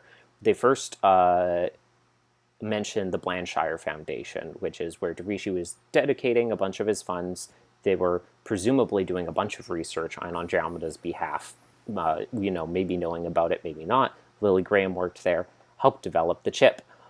The first thing that they note when Jillian asked Whit to look into the Blanchire Foundation, and look through names of people, see if you recognize anyone, the conversation that's cut off when he sees Lily Graham's name, immediately before that, they're talking about how the founder, I don't remember her first name, but the founder of the Blanchire Foundation had just died very recently because her house exploded. And I was like, that doesn't sound suspicious at all. Is that gonna... And yeah, they were like, under unknown circumstances, she died in a house explosion. And they're like, well, that seems sus. And I'm really curious is that going to come up again, or are we just leaving it where it was? Because I'm not sure why she would need to die. Like, I'm not sure what they would be worried about getting out from her, that they would need to kill her for it, unless it's something that hasn't happened yet. Especially because they talked about, the Blanchire Foundation in and of itself, the work they were doing is obviously connected to Andromeda too, because they were doing, mind control research and controlling the brain and other like implanted medical devices and stuff like that. And so Dervishi was donating to it, but there was definitely a strong... maybe that's how the chairman got connected with Dervishi in the first place, is because they were both like major patrons of this research foundation. So maybe that will be investigated more in the future as like, a lead-in to help narrow down, find the connection to Andromeda. Is there a fly in your room? A mosquito, yeah. Oh, that sucks. And Dead of Night. This is the last note that I have from my re-listen. I like how, obviously, we pointed out it was great when Jason's like, so by the way, when you spilled the water on the guy at the wedding, but I'd forgotten about this. Okay, I need them to talk about this more in the future. It's important to me. I'd forgotten about this. It is not just that Jason was mulling over every interaction he's ever had with Jillian that caused him to bring that up, but he says, so I was talking to my dad about it, and we were wondering... So they were both wondering after they were both having a conversation with each other, and I wish we could have heard that conversation as they both revise and review. Jason's everything. Just like in the fetal position, rocking back and forth. He's like, how much of my relationship with Jillian is a lie? Mm-hmm. I need them to talk about that in the future so badly. I need this to be addressed. Okay, let's be honest. She was using her spy skills in that interaction. She uses her spy skills all the time. She is a super genius. I feel like Jason bringing it up was a rhetorical question. Yeah. Obviously he knows the answer to that, but he knows the answer, but he just needs to hear her say it. Yeah, he just wants to have a conversation about it, and it was a rhetorical question to bring the subject up. I hope it'd be a fun season opener if it's just Jason and Jillian opener for next album. It's just another conversation like, so it's what just about Jason and Jillian just being like, this? Okay, so just like I just want an episode where it's them like just a kind of slice of life episode of them just like running the antique shop. But it's also them trying to figure out how to navigate their relationship with each other. And then at the end of the episode or at some point he can be like, so how did the date with Burke go? And she'd be like, oh, he's and he'd be like, oh, okay, so you're not going out with Burke? And she's like, oh, not really. And he's just like, okay. No, I'm dating your dad, actually. It's Wits Women Part 2. Oh no. This is Kathy's like secret scheme. It's like the Jason, I have some important news for you. I'm your new mom. It's the treasure planet of Odyssey, where it's just like, I'll do the action album, I'll do Hercules for you, but in return, I get to do Treasure Planet. I get to do Wits Woman Part 2. What's the real episode called? I don't remember. It's Which Woman is such a better title, even though it was about Connie mostly.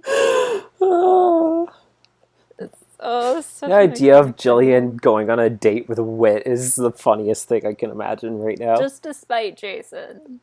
Like, it's something that Whit, Connie, and Jillian all set up just to spite Jason. April Fools! April Fools! I saw floor. Go out Yeah, with Jillian. but they don't tell him directly. They, like, slowly tease it out where she's like, oh, I have a date tonight, but I won't tell you with who. And then Jason's talking to Whit about his plans tonight. He's like, oh, I have plans and stuff, and they're being all cagey enough about it that he starts, like, trying to figure it out. And he's like, it can't be. No, it's impossible. I'm gonna show you a thing It's, after. like, curious, isn't it? But I hate this. Well, no, that's a joke. They're not actually going on a date. It just I really know. seems like they are. And he's like, it I know. can't be, but all the evidence points to it. What? Whit is marrying Jillian? I'm gonna show you an animatic after we're done recording that goes exactly with what you're saying right now. Oh. Yeah, I would really like that as, like, the opener for the next album. I don't want that. I don't. No. Kathy. What you were saying about Jason and Jillian, okay. Just a whole episode Yeah. at the antique shop where I they're feel like just... it's warranted. They're just doing, like, just a chill, talking about things and kind of re-understanding Debriefing. what the relationship is in terms of Jillian is there to protect Jason, but he's still, like, technically her boss, but, like, she doesn't even really need to get paid by him because she has an actual other job. So, like, she doesn't have to work here. She's just volunteering, basically. Man, she's getting paid twice if you think about it. Well, it sounds like Jason wasn't paying her super well. Also, she isn't being paid right now because she's She's on leave. administrative leave, yes. Yeah. We don't know if it's leave with pay or not. Knowing the Man, government, whose it's probably honeymoon with is pay. going to be more insane? Jillian and Jason's or Eugene and Katrina's? Yeah, so we'll have all of that. And then at the end, the subject of the date with Burke is broached. I think that's a great premiere for album 74. Thank you. I don't think I have much else to say about the album. It was really good. We went into that a lot. Yeah, I though. feel like a lot of the overall thoughts we talked about already earlier in this episode. Yeah, I think it's just like the first couple episodes that weren't rehashing because they were so long ago, which is why I'm glad, like, why I was so okay with only re-listening to the first two and not the other four. Yeah, I mean, I was thrown off by the pacing of the timeline because we knew how long the whole album would be, right? Mm-hmm. But once you know it, then... I mean, we also figured, like, obviously things are going to have to accelerate towards the end because, you know, things are going to get more tense as we come down to the wire of whatever is happening. It's like, I think the context was explaining, like, an incident that happened when a reactor melted down.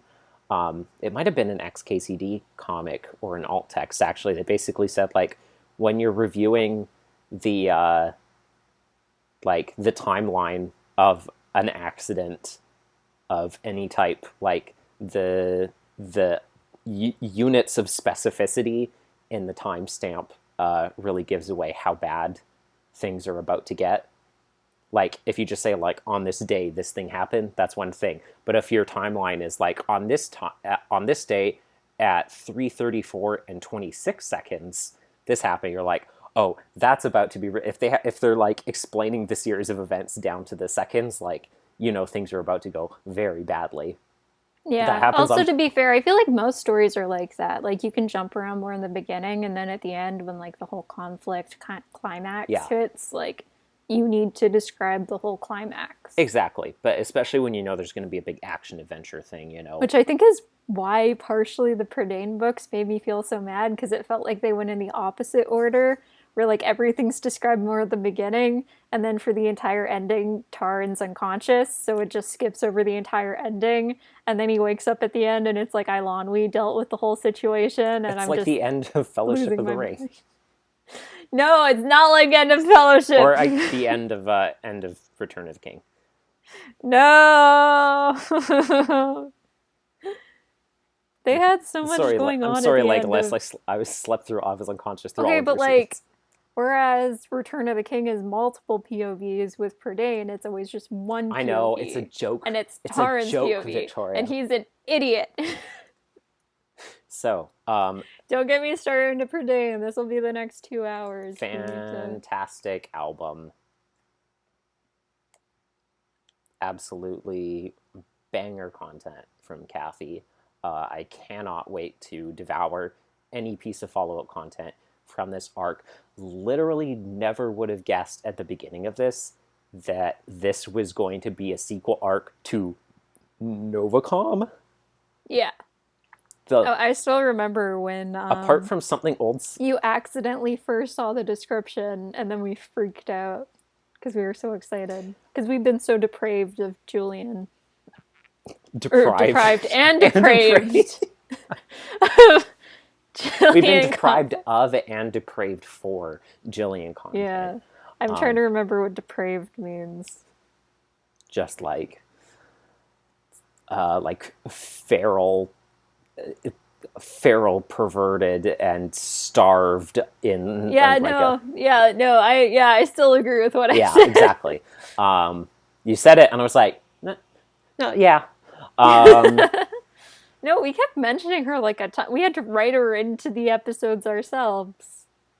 Yeah, this was so good. Yeah, apart from like in terms of plot and not just like character things like something old, something new, the last like plot-wise Novacom related episode was like Here Today, Gone Tomorrow, which happened 2 albums after Novacom. Yeah, that episode came 40, out, right? Yeah, that came out finale. in like 2003, something like that. So I was baby then. Yeah, it's been almost 20 years since the chairman.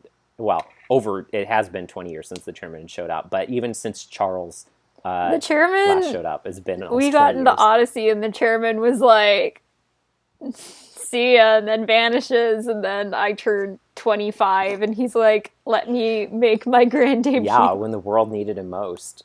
Yeah. Yeah, very good. I think the summary of all of our thoughts really is largely encapsulated by like the back third of the second chunk of this episode when we talked about Final Minutes. In terms of like just how much of a challenge the pacing is for a number of elements about this story, and despite all of that, it was done exceptionally well.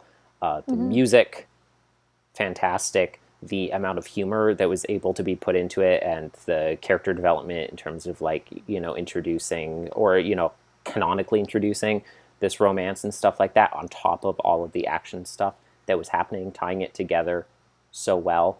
And as I pointed out, doing all that comedy without having to rely on like kid characters to do it, because there's no kid characters at all in all this. This is a purely adult-focused album, 100%. To be fair, Jillian is probably the funniest character in all of us. It's true. It's just important because, like, obviously, even if we just focus on Darkness Before Dawn, we have all this stuff with, the Israelites, and we have Lucy and Sam and Butch, and we talk about Novacom, and we have Mandy and Alex and Cal and all that stuff. And we have Emily and Matthew and Jay and all their stuff with Buck in the Green Ring Conspiracy. Like, it is, I'd say, like, it's ambitious from a writing choice to not have all that in there, because that's what makes it easier to put in, like, more levity into it. And so I imagine it's more challenging to be able to put all those jokes and that lightheartedness into the stuff when it's just adult scenes, but also still keep the tone as like heavy and serious and pushing forward as it should be at the same time. Done phenomenally well here. Very good. 5 out of 5, like we said before. And one last round of applause for Kathy. What are we talking about next time, Victoria? OAC? Yes. I I've listened to the episode. I I'm can trying to say them remember if what you it want me is. to. It's the one with Full House, right? Yes. I don't Yes. remember what it's I called. assumed it was Full House based on the art. I haven't listened to it. Fishing for Gold is Okay. it. And the second one is The Honor of Obed-Edom. I have not So heard that one we're yet. heading to First Kings? Yeah, that would be First Kings. Or First Chronicles, Mom I and guess. Both of I them. were driving back from Nelson when we listened to Fishing for Gold, because on the way there we listened to the Calhoun episode. Yeah. Yeah. So you can also get Mom's live mom reactions for that episode. Excellent. Too. Did I tell you I was talking to Mom about that? No. Like a week or two What? ago. I came out of my room as soon as we were done. I was like, we were talking about you. Yeah, she was like, I oh, heard no. you guys were taught that you're like upset on the podcast. I was like, yeah, you guys have your own like exclusive secret podcast without me to listen. And then we were talking. Oh, it was when I was driving home from the lab, like 2 weeks ago. Yeah, and we were talking about the episodes and stuff, and just this and that, theological musings, all those things. Oh yeah, she told me about that at the lake. She was telling me that she was talking to you about the sermon that she. Yeah. Yeah. Okay, so that's what we're talking about next time. Fishing for Gold and the Honor of Obed-Edom. Thank you guys so much for singing with us for a long episode and for being here for us actually doing in realer time than we have ever successfully done before, except for maybe album 57, going through this album as it came out and not doing it months after the fact, so that you actually were able to hear our predictions before you already knew what was going to happen. Hey, yeah, high five. I mean, you could have, I guess. I don't know if you did. You could have been watching them, months in the future, years in the future. Who knows? I don't know. Sometimes I like listening or watching things that have predictions for something I like after I'm done that thing. So you'd be like, just ha ha, you're wrong. Sometimes if someone predicts something and I'm like, oh, that's probably going to happen, and it does happen, I'm like, I wish I could have seen the build up for this and not had this idea in my head. Yeah. Like, there have been so many people I'm subscribed to right now who have put out their final predictions for Dark Road. That's why I don't. Like a couple weeks ago, and I have just stayed away from those. That's why I rarely watch trailers for like anything. I try anymore. so hard to stay away from trailers for things. I've been doing very good for like movies and TV shows. It's usually like when I go to the theater or when I can't skip something on YouTube. Yeah. That like messes me up. It gets hard though when it's something like KH. I mean, YouTube, you could just close your eyes, mute it, or whatever. I can't escape a trailer like a KH one because everyone I follow is just going to be posting screenshots all the time in clips. Yeah. Okay, so that's what we're doing next time. Until then, thank you for joining us on our side of the YouTube. I've been Devin Francis, also known as Dr. Blackguard. And I'm going to go watch some more Narnia. And this has been the Adventures in Odyssey Oddcast. Bye. Bye.